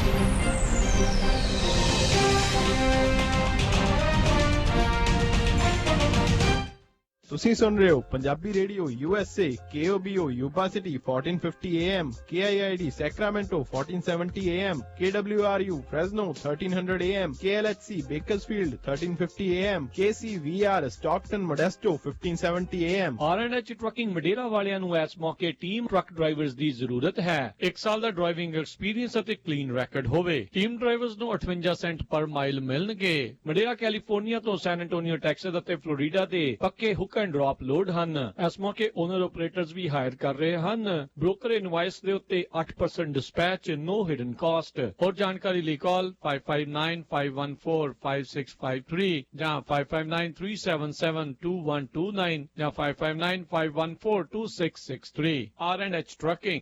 Law offices of Iqbal Singh Bains ਹਰ ਤਰ੍ਹਾਂ ਦੇ immigration, family law, estate planning ਦੀਆਂ ਜ਼ਰੂਰਤਾਂ ਦੇ ਲਈ ਤੁਹਾਡੇ ਆਪਣੇ ਸ਼ਹਿਰ ਫ੍ਰੈਜ਼ਨੋ ਦੇ ਵਿੱਚ law offices of Iqbal Singh Bains ਵਸੀਹਤ, power of attorney, divorce cases ਅਤੇ ਇਮੀਗ੍ਰੇਸ਼ਨ ਦੇ ਹਰ ਤਰ੍ਹਾਂ ਦੇ ਕੇਸਿਸ ਦਾ ਕੰਮ ਕਰਦੇ ਹਨ। Call attorney Iqbal Singh Bains 5598901007 559 890 1007 5598901007। ਜੇ ਤੁਸੀਂ ਚਾਹੁੰਦੇ ਹੋ ਵਧੀਆ ਕੁਆਲਿਟੀ ਦੀ ਇੰਡੀਅਨ ਗਰੋਸਰੀ ਬਹੁਤ ਹੀ ਸਸਤੇ ਵਧੀਆ ਦਾਮਾਂ ਦੇ ਉੱਤੇ, ਤਾਂ ਅੱਜ ਹੀ ਪਹੁੰਚੋ Fresno community market 4825 East olive avenue Fresno ਵਿਖੇ। ਹਰ ਤਰ੍ਹਾਂ ਦੀ ਇੰਡੀਅਨ ਪੰਜਾਬੀ ਗਰੋਸਰੀ ਤੁਸੀਂ ਇਹਨਾਂ ਤੋਂ ਖਰੀਦ ਸਕਦੇ ਹੋ। ਕਾਲ 559 255 1299। ਇੰਡੀਅਨ ਪੰਜਾਬੀ ਗਰੋਸਰੀ ਬਾਜ਼ਾਰ ਦੇ ਨਾਲੋਂ ਸਸਤੇ ਦਾਮਾਂ ਦੇ ਉੱਤੇ Fresno community market 4825 East olive avenue Fresno 5592551299। ਖੁੱਲ ਗਿਆ ਉਹ ਬਾਈ ਕੀ ਖੁੱਲ ਗਿਆ? ਕੋਲੀਆ ਟਰੱਕ ਡਰਾਈਵਿੰਗ ਸਕੂਲ ਖੁੱਲ ਗਿਆ। ਫ੍ਰੈਜ਼ਨੋ ਵਿੱਚ ਹਾਈਵੇ 99 ਅਤੇ 180 ਦੀ ਨੁੱਕਰ ਤੇ ਬਹੁਤ ਹੀ ਵਾਜਿਬ ਕੀਮਤ ਅਤੇ 25 ਸਾਲ ਤੋਂ ਵਧੇਰੇ ਤਜਰਬੇ ਵਾਲੇ ਅਧਿਆਪਕਾਂ ਦੁਆਰਾ ਸਿਖਲਾਈ ਦਿੱਤੀ ਜਾ ਰਹੀ ਹੈ। ਕਾਰ ਚਾਹੇ ਟਰੱਕ, ਆਟੋਮੈਟਿਕ ਅਤੇ ਗੇਅਰਾਂ ਵਾਲੇ 10 ਸਪੀਡ ਟਰੱਕ, 53 ਫੁੱਟੇ ਟ੍ਰੇਲਰ ਉੱਤੇ ਵੀ ਸਿਖਲਾਈ ਉਪਲਬਧ ਹੈ। ਲਾਇਸੈਂਸ ਲੈਣ ਤੋਂ ਬਾਅਦ ਨੌਕਰੀ ਦਿਵਾਉਣ ਦਾ ਵੀ ਪ੍ਰਬੰਧ ਕੀਤਾ ਜਾਂਦਾ ਹੈ। ਬਾਹਰੋਂ ਆਉਣ ਵਾਲੇ ਵਿਦਿਆਰਥੀਆਂ ਲਈ ਰਿਹਾਇਸ਼ ਦਾ ਪ੍ਰਬੰਧ, ਟਰੱਕਾਂ ਲਈ ਖੁੱਲੀ ਪਾਰਕਿੰਗ, 48 ਸਟੇਟ ਦੇ ਲਈ ਡਰਾਈ ਲੋਡ ਦੇ ਲਈ ਡਰਾਈਵਰ ਅਤੇ ਓਨਰ ਆਪਰੇਟਰਾਂ ਦੀ ਜ਼ਰੂਰਤ ਹੈ। ਵੀਕਲੀ ਤਨਖਾਹ ਮਿਲੇਗੀ। ਟਰੱਕ ਰਿਪੇਅਰ ਦਾ ਕੰਮ ਕਰਦੇ ਹਨ ਅਤੇ ਟਾਇਰਾਂ ਦੀ ਵੱਡੀ ਸੇਲ ਲੱਗੀ ਹੈ। ਗੱਲ ਕੀ ਸਾਰੀਆਂ ਸਹੂਲਤਾਂ ਨਾਲ ਭਰਪੂਰ ਇੱਕੋ ਜਗ੍ਹਾ। Dholia truck driving school 2306 West Dan Tranquillo Drive Fresno. ਹੋਰ ਜਾਣਕਾਰੀ ਲਈ ਕਾਲ 559 266 3737 ਜਾਂ 559 264 3737। ਜੇਮਸ ਅਰਵਾਈਨ ਫਾਊਂਡੇਸ਼ਨ ਕੈਲੀਫੋਰਨੀਆ ਦੇ ਇਹੋ ਜਿਹੇ ਆਗੂ ਜੋ ਵੱਧ ਚੜ ਕੇ ਕੈਲੀਫੋਰਨੀਆ ਦੇ ਲੋਕਾਂ ਦੀ ਮਦਦ ਕਰਦੇ ਹਨ, ਉਹਨਾਂ ਨੂੰ ਹਰ ਸਾਲ ਉਹਨਾਂ ਦੇ ਕੀਤੇ ਕੰਮ ਸਰਾਉਂਦੇ ਹੋਏ ਜੇਮਸ ਅਰਵਾਈਨ ਫਾਊਂਡੇਸ਼ਨ ਲੀਡਰਸ਼ਿਪ ਅਵਾਰਡ ਅਤੇ ਆਪਣੇ ਚੰਗੇ ਕੰਮ ਨੂੰ ਵਧਾਉਣ ਲਈ $250,000 ਦੀ ਗ੍ਰਾਂਟ ਦੇ ਨਾਲ ਸਨਮਾਨਿਤ ਕਰਦੀ ਹੈ। ਸੋ ਜੇ ਤੁਸੀਂ ਵੀ ਇਹੋ ਜਿਹੇ ਕਿਸੇ ਲੀਡਰ ਜਾਂ ਆਗੂ ਨੂੰ ਜਾਣਦੇ ਹੋ ਤਾਂ 2022 ਦੇ ਜੇਮਸ ਅਰਵਾਈਨ ਫਾਊਂਡੇਸ਼ਨ ਲੀਡਰਸ਼ਿਪ ਅਵਾਰਡ ਲਈ ਅੱਜ ਹੀ ਉਹਨਾਂ ਨੂੰ ਨੋਮੀਨੇਟ ਕਰੋ। ਇਹ ਫਾਊਂਡੇਸ਼ਨ ਕੈਲੀਫੋਰਨੀਆ ਦੇ ਡਾਈਵਰਸ ਕਲਚਰ ਤੋਂ ਆਉਣ ਵਾਲੇ ਆਗੂਆਂ ਨੂੰ ਵਧਾਵਾ ਦਿੰਦੀ ਹੈ। ਹੋਰ ਜਾਣਕਾਰੀ ਲਈ irvineawards.org ਦੇਖੋ ਜੀ। ਤੁਹਾਡੀਆਂ ਇੰਸ਼ੋਰੈਂਸ ਦੀਆਂ ਹਰ ਇੱਕ ਤਰੀਕੇ ਦੀਆਂ ਜ਼ਰੂਰਤਾਂ ਦੇ ਲਈ ਖਾਲਸਾ ਇੰਸ਼ੋਰੈਂਸ ਏਜੰਸੀ 25 ਸਾਲ ਤੋਂ ਵੱਧ ਦਾ ਤਜਰਬਾ। Home, auto, commercial, liquor store, gas station, convenience store, hotel, motor, taxi, health insurance, life insurance ਤੇ ਵਿਜ਼ਟਰ ਇੰਸ਼ੋਰੈਂਸ ਦੇ ਲਈ ਅੱਜ ਹੀ ਕਾਲ ਕਰੋ। Khalsa insurance agency 4082722500 408 272 2500। Midland tractors ਮਡੇਰਾ ਵਿੱਚ 50 ਸਾਲ ਤੋਂ ਉੱਤੇ ਦੇ ਐਕਸਪੀਰੀਅੰਸ ਵਾਲੀ ਫੈਮਿਲੀ ਗਰੋਨ ਤੇ ਫੈਮਿਲੀ ਰਨ ਬਿਜ਼ਨਸ। ਇਹਨਾਂ ਦੀ ਟੀਮ ਤੁਹਾਨੂੰ ਨਵੇਂ ਤੇ ਆਧੁਨਿਕ ਪ੍ਰੋਡਕਟਸ ਤੇ ਸਰਵਿਸਿਜ਼ ਪ੍ਰੋਵਾਈਡ ਕਰਦੀ ਹੈ। ਤੁਹਾਡੇ ਕੰਮਕਾਰ ਤੇ ਬਿਜ਼ਨਸ ਦੇ ਵਾਧੇ ਲਈ ਹੁਣ ਸੇਲ ਤੋਂ ਬਾਅਦ ਵੀ ਇਹ ਤੁਹਾਨੂੰ 24/7 ਸਰਵਿਸਿਜ਼ ਪ੍ਰੋਵਾਈਡ ਕਰਦੇ ਹਨ। ਮਿਡਲੈਂਡ ਟਰੈਕਟਰ ਮਡੇਰਾ ਵਾਲੇ ਜੌਨ ਡੀਅਰ ਦੇ ਹੋਮ ਟਾਊਨ ਡੀਲਰ, ਜਿਨ੍ਹਾਂ ਤੋਂ ਤੁਸੀਂ ਲੈ ਸਕਦੇ ਹੋ ਵਧੀਆ ਆਫਰਸ ਤੇ ਕਰ ਸਕਦੇ ਹੋ ਵਧੀਆ ਸੇਵਿੰਗਸ ਵੀ।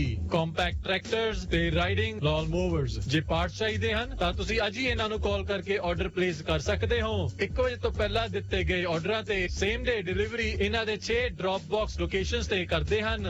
ਜੌਨ ਡੀਅਰ ਦੇ ਪ੍ਰੋਡਕਟਸ ਲਈ ਤੁਸੀਂ ਇਹਨਾਂ ਦੇ ਮਡੇਰਾ ਆਫਿਸ, ਜੋ ਕਿ ਮਡੇਰਾ ਫੇਅਰ ਗਰਾਊਂਡਸ ਦੇ ਸਾਹਮਣੇ ਹੈ, ਵਿਜ਼ਿਟ ਕਰ ਸਕਦੇ ਹੋ। ਟਰੈਕਟਰ ਇਕਵਿਪਮੈਂਟ ਸੋਲਿਊਸ਼ਨਸ ਦੀ ਤਸੱਲੀ ਬਖਸ਼ ਸੇਵਾਵਾਂ ਦਿੱਤੀਆਂ ਜਾਂਦੀਆਂ ਹਨ। Offers based on availability. Offers 31 October 2021 ਤੱਕ।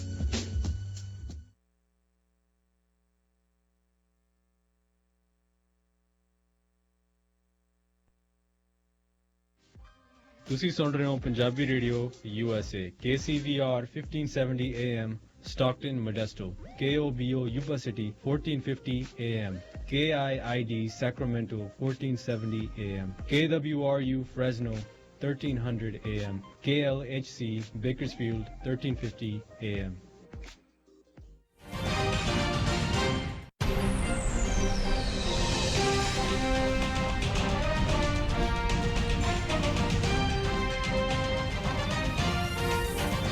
ਪੰਜਾਬੀ ਰੇਡੀਓ USA ਸੁਣ ਰਹੇ ਸਾਰੇ ਸਰੋਤਿਆਂ ਨੂੰ ਇੱਕ ਵਾਰੀ ਫੇਰ ਨਿੱਘੀ ਜੀ ਆਇਆਂ ਨੂੰ। ਸਭ ਦਾ ਸਵਾਗਤ ਹੈ ਸਰੋਤਿਓ ਪ੍ਰੋਗਰਾਮ ਦੇ ਵਿੱਚ। ਪ੍ਰੋਗਰਾਮ ਚੱਲ ਰਿਹਾ ਜੀ ਆਪਣਾ ਇਸ ਟਾਈਮ ਖਬਰ ਤੇ ਨਜ਼ਰ। ਮਿੰਟੂ ਜੀ, ਜੀ ਆਇਆਂ ਨੂੰ ਸਵਾਗਤ ਹੈ ਜੀ ਇੱਕ ਵਾਰੀ ਫੇਰ। ਸਤਿ ਸ਼੍ਰੀ ਅਕਾਲ ਜੀ। ਸ਼ੁਕਰੀਆ ਜੀ, ਸਾਰਿਆਂ ਨੂੰ ਸਤਿ ਸ਼੍ਰੀ ਅਕਾਲ ਜੀ। ਤੇ ਸਰੋਤਿਓ, ਜੇਕਰ ਤੁਸੀਂ ਵੀ ਮਿੰਟੂ ਜੀ ਨੂੰ ਸਵਾਲ ਪੁੱਛਣਾ ਚਾਹੁੰਦੇ ਹੋ ਤਾਂ ਕਾਲ ਕਰ ਸਕਦੇ ਹੋ ਸਟੂਡੀਓ ਦੇ ਵਿੱਚ। ਸਟੂਡੀਓ 'ਚ ਕਾਲ ਕਰਨ ਦੇ ਲਈ ਨੰਬਰ ਹੈ 408 272 5200 408 272 5200 ਦੇ ਉੱਤੇ। ਤੇ ਆਓ ਵਾਰੀ ਵਾਰੀ ਸਿਰ ਆਪਣੇ ਕਾਲਰਸ ਉਹਨਾਂ ਦੇ ਨਾਲ ਜੁੜਦੇ ਹਾਂ। ਜੁੜੇ ਨੇ ਜੀ ਆਪਣੇ ਨਾਲ ਅਮਰਜੀਤ ਜੀ। ਸਤਿ ਸ਼੍ਰੀ ਅਕਾਲ।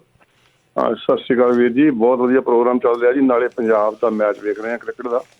ਤੇ ਤੁਸੀਂ ਅੱਜ ਹਸਾਇਆ ਬਹੁਤ ਜੀ। ਮਿੰਟੂ ਜੀ ਨੇ ਇੱਕ ਇਸ਼ਾਰਤ ਨਾਲ ਗੱਲ ਕੀਤੀ, ਉਹ ਕਹਿੰਦੇ ਖੁੱਤੀ 'ਚ ਪਾਣੀ ਪਾਊਗਾ ਸਿੱਧੂ। ਤੇ ਤੁਸੀਂ ਕਿਹਾ ਚਲੋ ਕਹਿੰਦੇ ਤਾਂ ਹੋਰ ਕੁਛ, ਅੱਜ ਪਾਣੀ ਨਾਲ ਹੀ ਸਾਰ ਲੈਂਦੇ।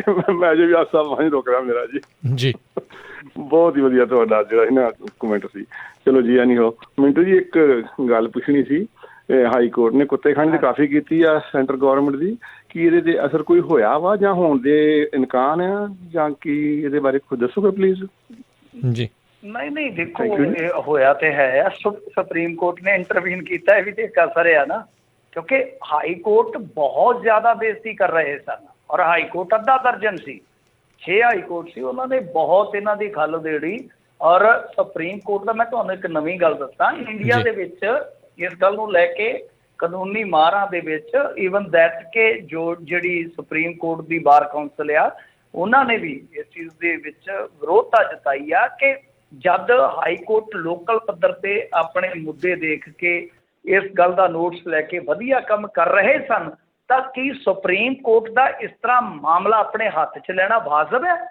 ਸੋ ਇਹਦੇ ਤੇ ਸੁਪਰੀਮ ਕੋਰਟ ਨੂੰ ਬਕਾਇਦਾ ਅੱਜ, ਕਿਉਂਕਿ ਅੱਜ ਜਿਹੜੇ ਸਾਡੇ CJI ਹੈ ਬੋਬੜੇ ਸਾਹਿਬ, ਜਿਹੜੇ ਕਿ ਇੱਕ ਮੈਂ ਕਹੂੰਗਾ ਕਿ ਜਿੱਦਾਂ ਕਹਿ ਲਓ ਕਿ ਐਸਏ ਚੀਫ ਜਸਟਿਸ ਵਜੋਂ ਰਿਟਾਇਰ ਹੋ ਕੇ ਜਾ ਰਹੇ ਆ, ਕਿ ਉਹਨਾਂ ਦੇ ਨਾਮ 2 ਬਦਨਾਮੀਆਂ ਰਹਿਣਗੀਆਂ। ਨਾ ਤਾਂ ਵੱਡਾ ਕੇਸ ਉਹਨਾਂ ਨੇ ਕੋਈ ਹੱਲ ਕੀਤਾ, ਨਾ ਕੋਲੀਜੀਅਮ ਦੇ ਵਿੱਚ ਕੋਈ ਨਾਮ ਭੇਜਿਆ 14-15 ਮਹੀਨਿਆਂ 'ਚ। ਸੋ ਕੁੱਲ ਮਿਲਾ ਕੇ ਕਹਿ ਲਓ ਕਿ ਉਹਨਾਂ ਨੇ ਜਾਂਦੀ ਵਾਰ ਇਸ ਚੀਜ਼ ਨੂੰ ਕਿਹਾ ਸਫਾਈ ਦੇ ਤੌਰ ਤੇ ਕਿ ਦੇਖੋ ਜੀ, ਅਸੀਂ ਕੋਈ ਹਾਈ ਕੋਰਟਾਂ ਨੂੰ ਰੋਕਿਆ ਨਹੀਂ ਹੈ, ਸਾਡਾ ਉਹ ਮੰਤਵ ਨਹੀਂ ਹੈ। ਤਾਂ ਇਹਦਾ ਬਹੁਤ ਜ਼ਿਆਦਾ ਵਿਰੋਧ ਹੋ ਰਿਹਾ। ਤਾਂ ਕਿਤੇ ਨਾ ਕਿਤੇ ਦੇਖੋ ਇਹਦੀ ਹਿਲਜੁਲ ਤੇ ਹੈ ਹੀ ਹੈ ਨਾ। ਅੱਜ ਦੇਖੋ ਇਹਨਾਂ ਨੇ ਰੈਲੀਆਂ ਰੱਦ ਕਰਕੇ ਖੁਦ ਐਮਰਜੈਂਸੀ ਹਾਲਾਤ ਦੇ ਵਿੱਚ ਮੀਟਿੰਗ ਕੀਤੀ ਆ, ਤਾਂ ਫਰਕ ਤੇ ਜ਼ਰੂਰ ਪਿਆ, ਕਿਉਂਕਿ ਉਹ ਟਿੱਪਣੀਆਂ ਸਾਰੇ ਦੇਸ਼ ਨੇ ਹੀ ਨਹੀਂ, ਜੇ ਆਪਾਂ ਦੇਖੀਏ ਮੀਡੀਆ ਦੇ ਵਿੱਚ, ਤਾਂ ਪੂਰੀ ਦੁਨੀਆ ਨੇ ਵੇਖੀਆਂ ਨੇ ਉਹ। ਜੀ ਜੀ ਬਿਲਕੁਲ। ਅਤੇ ਮਿੰਟੂ ਜੀ, ਇੱਥੇ ਜਿੱਦਾਂ ਆਪਾਂ ਪਹਿਲਾਂ ਵੀ ਗੱਲ ਕੀਤੀ, ਕੇਜਰੀਵਾਲ ਵਾਲੀ ਮਾਫੀ ਵੀ ਮੰਗ ਲਈ ਉਸਨੇ, ਅਤੇ ਉਹ ਸਾਰਾ ਕੁਛ ਹੋਇਆ। ਇੱਦਾਂ ਇਹਨਾਂ ਨੂੰ ਇੰਨਾ ਡਰ ਕੀ ਆ ਵੀ ਜਿਹੜੇ ਪਬਲਿਕ ਸਰਵੈਂਟ ਆ, ਲੋਕਾਂ ਵੱਲੋਂ ਚੁਣੇ ਗਏ ਲੋਕ ਆ, ਉਹ ਇਹ ਆਪਣੀਆਂ ਮੀਟਿੰਗਸ ਪਬਲਿਕਲੀ ਨਹੀਂ ਕਰ ਸਕਦੇ? ਉਹ ਤੋਂ ਕਿਉਂ ਡਰਦੇ ਨੇ ਇੰਨਾ? ਦੇਖੋ, ਪ੍ਰਧਾਨ ਮੰਤਰੀ ਦੇ ਨਾਲ ਇਸ ਤਰ੍ਹਾਂ ਦੀ ਮੀਟਿੰਗ ਹੈ ਤਾਂ ਪ੍ਰੋਟੋਕਾਲ ਤਾਂ ਹੋਏਗਾ ਨਾ ਉਹਦਾ, ਕਿ ਤੁਸੀਂ ਇੱਦਾਂ ਲਾਈਵ ਵਗੈਰਾ ਨਹੀਂ ਕਰ ਸਕਦੇ, ਜਾਂ ਤਾਂ ਉਹ ਔਨ ਏਅਰ ਕਰ ਦੇਣਾ ਆਪ ਕਿ ਹਾਂ ਭਾਈ ਅਸੀਂ ਕਰਦੇ ਹਾਂ, ਠੀਕ ਆ। ਪਰ ਮੈਂ ਤਾਂ ਆਪ ਇਸ ਗੱਲ ਦੇ ਨਾਲ ਸਹਿਮਤ ਹਾਂ ਕਿ ਜੇ ਪ੍ਰੋਟੋਕਾਲ ਟੁੱਟ ਵੀ ਗਿਆ ਤਾਂ ਕੀ ਆਖਰ ਆ ਗਈ ਆ ਕਿ ਘੱਟੋ ਘੱਟ ਦੇਸ਼ ਨੂੰ ਮਾੜਾ ਮੋਟਾ ਪਤਾ ਹੀ ਤਾਂ ਲੱਗਿਆ। ਪਰ ਇਹ ਕਹਿੰਦੇ ਆ ਕਿ ਬਸ ਅਸੀਂ ਜੋ ਮਰਜ਼ੀ ਕਰਦੇ ਰਹੀਏ, ਸਾਡੀ ਕੋਈ ਗੱਲ। ਹੁਣ ਪਬਲਿਕ ਦੇ ਵਿੱਚ ਪ੍ਰਧਾਨ ਮੰਤਰੀ ਤਾਂ ਆਉਂਦਾ ਹੀ ਨਹੀਂ ਹੈ, ਉਹ ਤਾਂ ਕਹਿ ਲਓ ਕਿ PC ਤੱਕ ਨਹੀਂ ਕਰਦਾ। ਜਿਹੜੇ ਪੱਤਰਕਾਰ ਹੈ, ਆਜ਼ਾਦ ਸੋਚ ਵਾਲੇ ਪੱਤਰਕਾਰ, ਉਹਨਾਂ ਦੇ ਵਿੱਚ ਬਹਿੰਦਾ ਹੀ ਨਹੀਂ ਹੈ। ਤੇ ਇਸ ਤਰ੍ਹਾਂ ਫਿਰ ਗੱਲ ਤੇ ਸਾਹਮਣੇ ਆਉਣੀ ਚਾਹੀਦੀ ਹੈ ਕਿਸੇ ਨਾ ਕਿਸੇ ਪੱਖ ਤੋਂ ਕਿ ਪ੍ਰਧਾਨ ਮੰਤਰੀ ਦੇ ਨਾਲ ਗੱਲਬਾਤ ਕਿਹੜੇ ਵਿੱਚ ਹੁੰਦੀ ਹੈ। ਪਰ ਇਹਨਾਂ ਦੀਆਂ ਹਰਕਤਾਂ ਹੀ ਐਸੀਆਂ, ਇੱਕ ਹਰਕਤ ਹੁਣ ਸਾਹਮਣੇ ਆ ਗਈ ਹੈ, वेंटिलेटर पर लेटी महिला को भाजपा नेता ने पिलाया गौमूत्र, कांग्रेस नेता ने बोली मोदी जी कोरोना ऐसे आ रहेगा। सो आ देख लो इन्हां ਦੀਆਂ ਹਰਕਤਾਂ ਤੇ ਚੱਲ ਰਹੀਆਂ ਨੇ ਜੀ। ਕੱਲ ਹੀ ਸੀਗੇ ਟੈਂਕਰ ਨੂੰ 2-3 ਘੰਟੇ ਇਹਨਾਂ ਨੇ ਰੋਕੀ ਰੱਖਿਆ, ਪਹਿਲੋਂ ਫੁੱਲ ਲਾਏ, ਫਿਰ ਆਰਤੀ ਕੀਤੀ, ਫਿਰ ਗਾਂ ਜਿਹੜਾ ਆਕਸੀਜਨ ਜਿਹੜੀ ਉਹ ਜਾਣ ਦਿੱਤੀ। ਇਹ ਹਾਲਾਤ ਉਦੋਂ ਨੂੰ ਬੰਦੇ ਮਰਦੇ ਰਹਿਣ, ਬੰਦੇ ਭਾਵੇਂ ਮਰ ਜਾਣ, ਮਰੇ ਏਡੇ ਕਹਿ ਲਓ ਕਿ ਹੁਣ ਚਬਲ ਹੋ ਗਏ ਨੇ, ਚਬਲਾ ਮਾਰਦੇ ਪਏ ਨੇ ਕਿ ਉੱਥੇ ਇੱਕ ਵਾਰੀ ਅੰਤਮ ਯਾਤਰਾ ਤੁਸੀਂ ਦੇਖੀਆਂ ਹੋਣੀਆਂ, ਉਹ ਵੈਨ ਟਾਈਪ ਉਹ ਅੰਤਮ ਯਾਤਰਾ ਉਹ ਇਹਨਾਂ ਨੇ ਰਵਾਨਾ ਕਰਨੀਆਂ ਸੀ ਤੇ ਬਕਾਇਦਾ ਡਾਕਟਰਾਂ ਨੂੰ ਸੱਦ ਕੇ ਫੋਟੋ ਸੈਸ਼ਨ ਕਰਵਾ ਰਹੇ ਸੀਗੇ। ਦੇਖੋ ਕਿੱਡੀ ਗਲਤ ਗੱਲ ਆ। ਹਰ ਇੱਕ ਚੀਜ਼ 'ਚ ਫੋਟੋ, ਹਰ ਇੱਕ ਚੀਜ਼ 'ਚ ਫੋਟੋ। ਬਸ ਇਹਨਾਂ ਨੂੰ ਬਸ ਇਹੀ ਆ ਵੀ ਬਸ ਯੂਨੈਸਕੋ ਨੂੰ ਲਾ ਲੈਣਾ ਉਹਨਾਂ ਨੇ, WhatsApp ਯੂਨੀਵਰਸਿਟੀ ਦੇ ਬਾਅਦ 'ਚ ਇਹ ਛੱਡ ਦੇਣਾ ਜੀ। ਦੇਖੋ ਜੀ ਸਭ ਤੋਂ ਵਧੀਆ ਰਵਾਨਾ ਕੀਤੀ ਇਹਨਾਂ ਨੇ ਯਾਤਰਾ, ਜੋ ਮਰਜ਼ੀ ਇਹਨਾਂ ਨੇ ਬੋਲੀ ਜਾਣਾ। ਅਗਲੇ ਕਾਲਰ ਨੇ ਆਪਣੇ ਨਾਲ ਜੁੜੇ ਦੀਪਿੰਦਰ ਜੀ। ਹਾਂਜੀ ਸਤਿ ਸ਼੍ਰੀ ਅਕਾਲ ਜੀ। ਮਿੰਟੂ ਜੀ, ਇੱਕ ਤਾਂ ਮੈਂ ਤੁਹਾਨੂੰ ਪੁੱਛਣਾ ਸੀਗਾ ਸਵਾਲ, ਜਿਹੜਾ ਜਿਵੇਂ ਕੋਈ ਵੀ ਹੁੰਦਾ ਬੰਦਾ ਜਾਂ ਕੋਈ ਪ੍ਰੈਸ ਕਾਨਫਰੰਸ ਕਰਦਾ ਜਾਂ ਹੋਰ, ਉਹਦਾ ਕੋਈ ਹੁੰਦਾ ਕੋਈ ਹਿਸਾਬ ਕਿਤਾਬ ਵੀ ਜੇ ਕਿਸੇ ਨੇ ਪ੍ਰੈਸ ਕਾਨਫਰੰਸ ਕਰਨੀ ਹੈ, ਚੱਲ ਜਦੋਂ ਕਰਦੇ ਵੀ ਹੈ ਉਹ 'ਚ ਕਿਹੜੇ ਕਿਹੜੇ ਪੱਤਰਕਾਰ ਜਾਂ ਕੌਣ ਸੱਦੇ ਜਾਂਦੇ ਆ? ਤੇ ਦੂਜਾ ਤੁਹਾਨੂੰ ਉਹ ਪੁੱਛਣਾ ਸੀਗਾ ਆਪਣਾ ਜਗਮੀਤ ਬਰਾੜ ਬਾਰੇ। ਜਿਉਂ ਦਾ ਇਹਨਾਂ ਨੇ ਅਕਾਲੀ ਦਲ 'ਚ ਸ਼ਾਮਲ ਕੀਤਾ ਉਦੋਂ ਬਾਅਦ ਤਾਂ ਜਮਾ ਚੁੱਪ ਜਿਹੀ ਆ, ਕੋਈ ਐਕਟੀਵਿਟੀ ਨਹੀਂ। ਉਹਨੂੰ ਕੋਈ ਟਿਕਟੋਕ ਕੋਈ MLA ਦੀ ਦੇਣਗੇ ਕਿ ਬਸ ਉਹ ਕਿਤੇ ਹੀ ਨਹੀਂ ਕੁਛ ਦੇਖਿਆ ਦੁੱਖਿਆ ਨਹੀਂ, ਉਹਦਾ ਕੁਛ ਸੁਣਿਆ ਜੀ, ਉਹ ਪਤਾ ਹੀ ਨਹੀਂ। ਧੰਨਵਾਦ ਜੀ। ਨਹੀਂ ਦੇਖੋ, ਨਹੀਂ ਅਹੁਦਾ ਹੈਗਾ ਜਗਮੀਤ ਸਿੰਘ ਬਰਾੜ ਕੋਲ, ਅਹੁਦਾ ਹੈਗਾ, ਅਹਿਮ ਅਹੁਦਾ ਆ ਅਕਾਲੀ ਦਲ ਦੇ ਵਿੱਚ। ਕਾਫੀ ਮੈਨੂੰ ਲੱਗਦਾ ਪਤਾ ਨਹੀਂ ਕੋਰ ਕਮੇਟੀ ਦੇ ਮੈਂਬਰ ਬਣੇ ਸਨ ਪਿੱਛੇ ਜੇ, ਕਿ ਕੁਛ ਐਸਾ ਅਹੁਦਾ ਮਿਲਿਆ ਵੀ ਆ। ਔਰ ਉਹਨਾਂ ਦੇ ਬੇਟੇ ਨੂੰ ਵੀ ਅਹੁਦਾ ਮਿਲ ਗਿਆ ਅਕਾਲੀ ਦਲ ਬਾਦਲ 'ਚ, ਉਹ ਵੀ ਰਾਜਨੀਤੀ 'ਚ ਉਤਰ ਰਹੇ ਆ। ਸੋ ਆਉਣ ਵਾਲੇ ਸਮੇਂ 'ਚ ਦੇਖੋ ਉਹਨਾਂ ਨੂੰ ਟਿਕਟ ਮਿਲਦੀ ਹੈ ਜਾਂ ਨਹੀਂ ਮਿਲਦੀ, ਪਰ ਬਿਲਕੁਲ ਉਹਨਾਂ ਦਾ ਬੋਲਣਾ ਵਾਜਬ ਬਣਦਾ ਆ। ਜ਼ਰੂਰ ਉਹਨਾਂ ਨੂੰ ਬੋਲਣਾ ਚਾਹੀਦਾ, ਕਿਉਂਕਿ ਦੇਖੋ ਅਕਾਲੀ ਹੋਣਾ ਕਾਂਗਰਸੀ ਹੋਣਾ ਵੱਖਰੀ ਗੱਲ ਆ। ਜਗਮੀਤ ਬਰਾੜ ਨੂੰ ਜਿੰਨਾ ਕੁ ਅਸੀਂ ਨੇੜੇ ਤੋਂ ਜਾਣਦੇ ਹਾਂ, ਕਿਉਂਕਿ ਸਾਡੇ ਇਲਾਕੇ ਦੇ ਆ, ਜਾਣ ਪਛਾਣ ਵੀ ਆ, ਤੇ ਉਹ ਬਹੁਤ ਜ਼ਿਆਦਾ ਜਾਣਕਾਰੀ ਰੱਖਦੇ ਆ ਪੋਲੀਟਿਕਸ ਤੇ ਹਿਸਟਰੀ ਤੇ। ਮੇਰੇ ਖਿਆਲ ਦੇ ਨਾਲ ਉਹਨਾਂ ਨੂੰ ਲਿਖਣਾ ਪੜ੍ਹਨਾ ਚਾਹੀਦਾ। ਜਾਤੀ ਤੌਰ ਤੇ ਚਲੋ ਮੈਂ ਅਪੀਲ ਵੀ ਕਰੂੰਗਾ ਕਿ ਠੀਕ ਆ, ਜੇ ਤੁਸੀਂ ਸਰਗਰਮ ਨਹੀਂ ਰਹਿਣਾ ਰਾਜਨੀਤੀ 'ਚ, ਤੁਹਾਡੀ ਮਰਜ਼ੀ ਹੈ, ਤੁਹਾਡੀ ਮਨਸ਼ਾ, ਪਰ ਜੋ ਤੁਹਾਡੇ ਕੋਲ ਜਾਣਕਾਰੀ ਉਹ ਅੱਜ ਦੀ ਪੀੜ੍ਹੀ ਨੂੰ ਜ਼ਰੂਰ ਦੱਸਣੀ ਚਾਹੀਦੀ ਹੈ, ਦੇਣੀ ਚਾਹੀਦੀ ਹੈ। ਨੋ ਡਾਊਟ ਦੇਖੋ ਆਪਾਂ ਰਾਜਨੀਤਿਕ ਤੌਰ ਤੇ ਕਿਸੇ ਦੇ ਆਲੋਚਕ ਹੋ ਸਕਦੇ ਆ, ਪਰ ਕਿਸੇ ਦੇ ਗੁਣ ਦੀ ਕਦਰ ਆਪਾਂ ਨੂੰ ਕਰਨੀ ਪਵੇਗੀ। ਉਹਨਾਂ ਦੀ ਲੇਖਣੀ, ਉਹਨਾਂ ਦੀ ਭਾਸ਼ਣ ਕਲਾ ਉਹ ਸਭ ਨੂੰ ਪਤਾ, ਪਰ ਉਹਨਾਂ ਦਾ ਗਿਆਨ ਵੀ ਜੇ ਤੁਸੀਂ ਕੋਲ ਬੈਠੋਗੇ ਨਾ, ਗਿਆਨ ਵੀ ਬਹੁਤ ਹੈ, ਨੌਲੇਜ ਵੀ ਬਹੁਤ ਆ। ਅਤੇ ਦੂਜੀ ਗੱਲ ਹੈ PC ਜੇ ਕਰਨੀ ਹੋਵੇ ਤੁਸੀਂ ਜਿੱਦਾਂ ਚੰਡੀਗੜ੍ਹ ਪ੍ਰੈਸ ਕਲੱਬ ਆ ਜਾਂ ਕੋਈ ਹੋਰ ਸ਼ਹਿਰ ਦਾ ਪ੍ਰੈਸ ਕਲੱਬ ਹੈ, ਜ਼ਿਆਦਾਤਰ ਤਾਂ ਫਾਇਦਾ ਚੰਡੀਗੜ੍ਹ ਪ੍ਰੈਸ ਕਲੱਬ ਦੇ ਵਿੱਚ ਹੀ ਕਰਨ ਦਾ ਜਾ ਕੇ। ਉੱਥੇ ਛੋਟੀਆਂ ਮੋਟੀਆਂ ਫਾਰਮੈਲਿਟੀਆਂ ਹੁੰਦੀਆਂ, ਕੋਈ ਬਹੁਤੀਆਂ ਨਹੀਂ। ਜਿੱਦਾਂ ਬਠਿੰਡਾ ਪ੍ਰੈਸ ਕਲੱਬ ਹੈ, ਤੁਸੀਂ ਉੱਥੇ ਜਾਓ, ਥੋੜ੍ਹੀ ਬਹੁਤੀ ਫਾਰਮੈਲਿਟੀ ਹੁੰਦੀ ਆ ਅਤੇ ਉਹ ਤੁਸੀਂ ਕਰਕੇ ਪੂਰੀ, ਉਸ ਤੋਂ ਬਾਅਦ ਪੱਤਰਕਾਰ ਇਹ ਨਹੀਂ ਹੁੰਦਾ ਕਿ ਤੁਸੀਂ ਕਿਹਨੂੰ ਬੁਲਾਉਣਾ ਹੈ। ਉੱਥੇ ਜਿੰਨੇ ਪ੍ਰੈਸ ਕਲੱਬ ਦੇ ਵਿੱਚ ਪੱਤਰਕਾਰ ਹੁੰਦੇ ਆ, ਸਭ ਨੂੰ ਸੂਚਨਾ ਲੱਗ ਜਾਂਦੀ ਹੈ। ਤਾਂ ਪ੍ਰੈਸ ਕਲੱਬ ਦੇ ਵਿੱਚ ਤਕਰੀਬਨ ਸਾਰੇ ਇਲੈਕਟ੍ਰੋਨਿਕ ਮੀਡੀਆ ਵਾਲੇ ਵੀ ਆ ਜਾਂਦੇ ਆ, ਪ੍ਰਿੰਟ ਮੀਡੀਆ ਵਾਲੇ ਵੀ ਆ ਜਾਂਦੇ। ਪਰ ਸ਼ਹਿਰ ਦਾ ਹਿਸਾਬ ਹੁੰਦਾ, ਜਿਵੇਂ ਮੰਨ ਲਓ ਬਠਿੰਡਾ ਦੇ ਵਿੱਚ ਹੁਣ ਨਵਾਂ ਨਗਾਰੋ ਟੌਪ ਦੇ ਬਹਿੰਦੇ, ਜਿਵੇਂ ਟਾਈਮਜ਼ ਆਫ ਇੰਡੀਆ ਦਾ ਕੋਈ ਹੋ ਗਿਆ, ਕੋਈ ਹਿੰਦੁਸਤਾਨ ਟਾਈਮਜ਼ ਦਾ ਹੋ ਗਿਆ, ਇੰਡੀਅਨ ਐਕਸਪ੍ਰੈਸ ਦਾ ਹੋ ਗਿਆ, ਪਰ ਸਾਰੇ ਇੰਗਲਿਸ਼ ਅਖਬਾਰਾਂ ਦੇ ਨਹੀਂ ਹੋਣਗੇ। ਪਰ ਚੰਡੀਗੜ੍ਹ 'ਚ ਤੁਹਾਨੂੰ ਇਹ ਫਾਇਦਾ ਹੁੰਦਾ ਹੈ ਕਿ ਚੰਡੀਗੜ੍ਹ ਤਕਰੀਬਨ ਸਾਰੇ ਟੌਪ ਦੇ ਜਿਹੜੇ ਅਖਬਾਰ ਜਾਂ ਚੈਨਲ ਆ ਉਹ ਕਵਰ ਕਰ ਲੈਂਦੇ। ਤੇ ਮਿੰਟੂ ਜੀ, ਇਸ ਦੇ ਵਿੱਚ ਕੋਈ ਖਰਚਾ ਵੀ ਦੇਣਾ ਪੈਂਦਾ ਕਲੱਬ ਵਾਲਿਆਂ ਨੂੰ, ਜਾਂ ਜਿਹੜਾ ਮਰਜ਼ੀ ਜਦੋਂ ਮਰਜ਼ੀ ਉਹਨਾਂ ਨੂੰ ਆਖ ਸਕਦਾ ਹੈ? ਨਹੀਂ ਦੇਖੋ, ਇਹਦੇ ਬਾਰੇ ਮੈਨੂੰ ਨਹੀਂ ਪਤਾ, ਕਿਉਂਕਿ ਲੋਕਲ ਤੇ ਕੋਈ ਇਸ ਤਰ੍ਹਾਂ ਦਾ ਖਰਚਾ ਨਹੀਂ ਹੁੰਦਾ। ਕੋਈ ਵੱਡੇ ਪ੍ਰੈਸ ਕਲੱਬ ਦੇ ਵਿੱਚ ਕੋਈ ਫੀਸ ਮਾੜੀ ਮੋਟੀ ਹੁੰਦੀ ਵੀ ਹੋਵੇ, ਦੇਖੋ ਉਹ ਵੀ ਪ੍ਰੈਸ ਕਲੱਬ ਵੀ ਚੱਲਣੇ ਆ ਨਾ ਗਾ, ਜੀ ਹੋ ਸਕਦਾ ਕੋਈ ਮਾੜੀ ਮੋਟੀ ਫੀਸ ਹੋਵੇ, ਪਰ ਇਹ ਨਹੀਂ ਹੈ ਕਿ ਉੱਥੇ ਕੋਈ ਪੈਸੇ ਲੈ ਕੇ ਕਿ ਆਹ ਅਖਬਾਰ ਦਾ ਪੱਤਰਕਾਰ ਇੰਨੇ ਫੀਸ ਲੈ ਕੇ ਲਾਊਗਾ, ਇੰਨੇ ਲੈ ਕੇ ਲਾਊਗਾ, ਐਸਾ ਕੁਛ ਨਹੀਂ ਜੀ। ਇੱਕ ਚਲੋ ਹੁਣ PCs ਦੀ ਗੱਲ ਚੱਲਦੀ ਆ ਮਿੰਟੂ ਜੀ, ਇਹ ਜਿਹੜੀਆਂ PCs ਅੱਜ ਕੱਲ੍ਹ ਹੁੰਦੀਆਂ ਬਹੁਤੀਆਂ ਤਾਂ ਪ੍ਰੈਸ ਰਿਲੀਜ਼ ਵਾਂਗੂ ਹੀ ਬਣ ਗਈਆਂ ਆ। ਮੋਹਰਿਓਂ ਤਾਂ ਪੱਤਰਕਾਰ ਸਵਾਲ ਅੱਜ ਕੱਲ੍ਹ ਘੱਟ ਹੀ ਕਰਦੇ ਨੇ। ਨਹੀਂ ਉਹ ਤਾਂ ਦੇਖੋ ਪੱਤਰਕਾਰਾਂ ਦਾ ਵੀ ਆਪਣਾ ਹੈਗਾ ਕਸੂਰ। ਹੁਣ ਜਿਵੇਂ ਨਵਜੋਤ ਸਿੱਧੂ ਆ, ਉਹ ਇਹਨਾਂ ਨੂੰ ਸਾਰਿਆਂ ਨੂੰ ਇਕੱਠਿਆਂ ਕਰ ਲੈਂਦਾ ਪਟਿਆਲੇ 'ਚ। ਜਦੋਂ ਕੋਈ ਪੱਤਰਕਾਰ ਬੋਲਦਾ ਉਦੋਂ ਕਹਿੰਦਾ ਨਾ ਨਾ ਨਾ ਯਾਰ ਤੂੰ ਮੇਰੀ ਗੱਲ ਸੁਣ ਬਹਿ ਜਾ ਤੂੰ ਬਹਿ ਜਾ। ਉਹਦੀ ਮਤਲਬ ਕਿ ਸ਼ੈਲੀ ਜਿਹੜੀ ਆ ਗਲਤ ਆ। ਔਰ ਦੂਜੀ ਗੱਲ ਇਹ ਆ ਕਿ ਪੀਸੀ ਦਾ ਮਤਲਬ ਇਹੀ ਆ ਕਿ ਤੁਹਾਨੂੰ ਕਾਊਂਟਰ ਸਵਾਲ ਕੀਤੇ ਹੀ ਜਾਣਗੇ। ਜੇ ਤੁਸੀਂ ਨਹੀਂ ਸਵਾਲ ਮਤਲਬ ਕਿ ਉਹ ਤਿਆਰ ਕਰਕੇ ਲਿਆਏ ਜਵਾਬ ਉਹਨਾਂ ਦੇ, ਤਾਂ ਫਿਰ ਫਾਇਦਾ ਹੀ ਕੀ ਹੈ ਪ੍ਰੈਸ ਕਾਨਫਰੰਸ ਦਾ। ਤੇ ਇਸੇ ਤਰ੍ਹਾਂ ਮੁੱਖ ਮੰਤਰੀ ਕਰਦਾ। ਮੁੱਖ ਮੰਤਰੀ ਨੂੰ ਵੀ ਜਦੋਂ ਪੁੱਛਿਆ ਜਾਂਦਾ, ਉਹਨੂੰ ਤੇ ਇੱਕ ਵਾਰੀ ਇਹ ਨਹੀਂ ਸੀ ਪੀਸੀ ਦੇ ਵਿੱਚ ਚੱਲਦੀ, ਪੀਸੀ ਦੇ ਵਿੱਚ ਇਹ ਨਹੀਂ ਸੀ ਪਤਾ ਕਿ ਦਾਖਾ ਤੋਂ ਚੋਣ ਹਾਰੇ ਹੋਏ ਆ, ਨਾਲ ਦੇ ਨੇ ਦੱਸਿਆ ਕੰਨ 'ਚ। ਇਹ ਹਾਲ ਆ, ਇਹਨਾਂ ਦੇ ਕੋਲ ਜਵਾਬ ਹੁੰਦੇ ਹੀ ਨਹੀਂ ਇਹਨਾਂ ਚੀਜ਼ਾਂ ਦੇ। ਰੌਲਾ ਤੇ ਇਸੇ ਚੀਜ਼ ਦਾ ਹੀ ਆ। ਪਰ ਪੱਤਰਕਾਰ ਵੀ ਕਮਾਲ ਕਰਦੇ ਆ। ਇੱਕ ਸੀਨੀਅਰ ਜਰਨਲਿਸਟ ਨੇ, ਪੰਜਾਬ ਦੇ ਸੀਨੀਅਰ ਜਰਨਲਿਸਟ ਆ, ਉਹ ਕਹਿੰਦੇ ਜੀ ਕੀ ਖਾਂਦੇ ਅੱਜ ਕੱਲ੍ਹ, ਤੁਹਾਡਾ ਵੇਟ ਬੜਾ ਲੂਜ਼ ਹੋ ਗਿਆ। ਜਿਵੇਂ ਉਹ ਬੀਬੀ ਇੱਕ ਪੁੱਛਦੀ ਨਾ ਤੁਸੀਂ ਅੰਬ ਖਾਂਦੇ ਜੀ, ਮੋਦੀ ਸਾਹਿਬ ਨੂੰ ਬਸ ਹਾਲ ਇਹਨਾਂ ਦਾ ਉਹੀ ਯਾਰ। ਸੁਰਿੰਦਰ ਗਿੱਲ ਜੀ, ਸੁਰਿੰਦਰ ਸਿੰਘ ਗਿੱਲ ਜੀ। ਹਾਂਜੀ ਵੀਰ ਜੀ, ਮੇਰੀ ਸਾਰੇ ਸਰੋਤਿਆਂ ਨੂੰ ਸਤਿਕਾਰ ਭਰੀ ਸਤਿ ਸ਼੍ਰੀ ਅਕਾਲ ਜੀ। ਸਤਿ ਸ਼੍ਰੀ ਅਕਾਲ ਜੀ।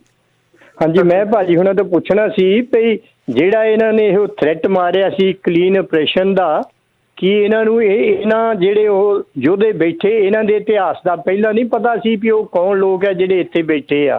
ਤੇ ਇੱਕ ਜਿਹੜਾ ਉਹ ਕੇਜਰੀਵਾਲ ਬਾਰੇ ਪੁੱਛਣਾ ਸੀ ਕਿ ਉਹਨਾਂ ਨੇ ਜਦੋਂ ਇੱਦਾਂ ਉਹ ਹੁਣ ਕਰਤਾ ਰਿਲੇ, ਤੇ ਉਹਦੇ ਲਈ ਇਹਨੂੰ ਮੋਦੀ ਨੂੰ ਕਿਉਂ ਇੰਨੀ ਜ਼ਿਆਦਾ ਤਕਲੀਫ ਹੋ ਗਈ? ਇਹ ਦੋਏ ਗੱਲਾਂ ਮਾੜੀਆਂ ਦੱਸਿਓ ਵੀਰ ਜੀ। ਸਤਿ ਸ਼੍ਰੀ ਅਕਾਲ ਜੀ।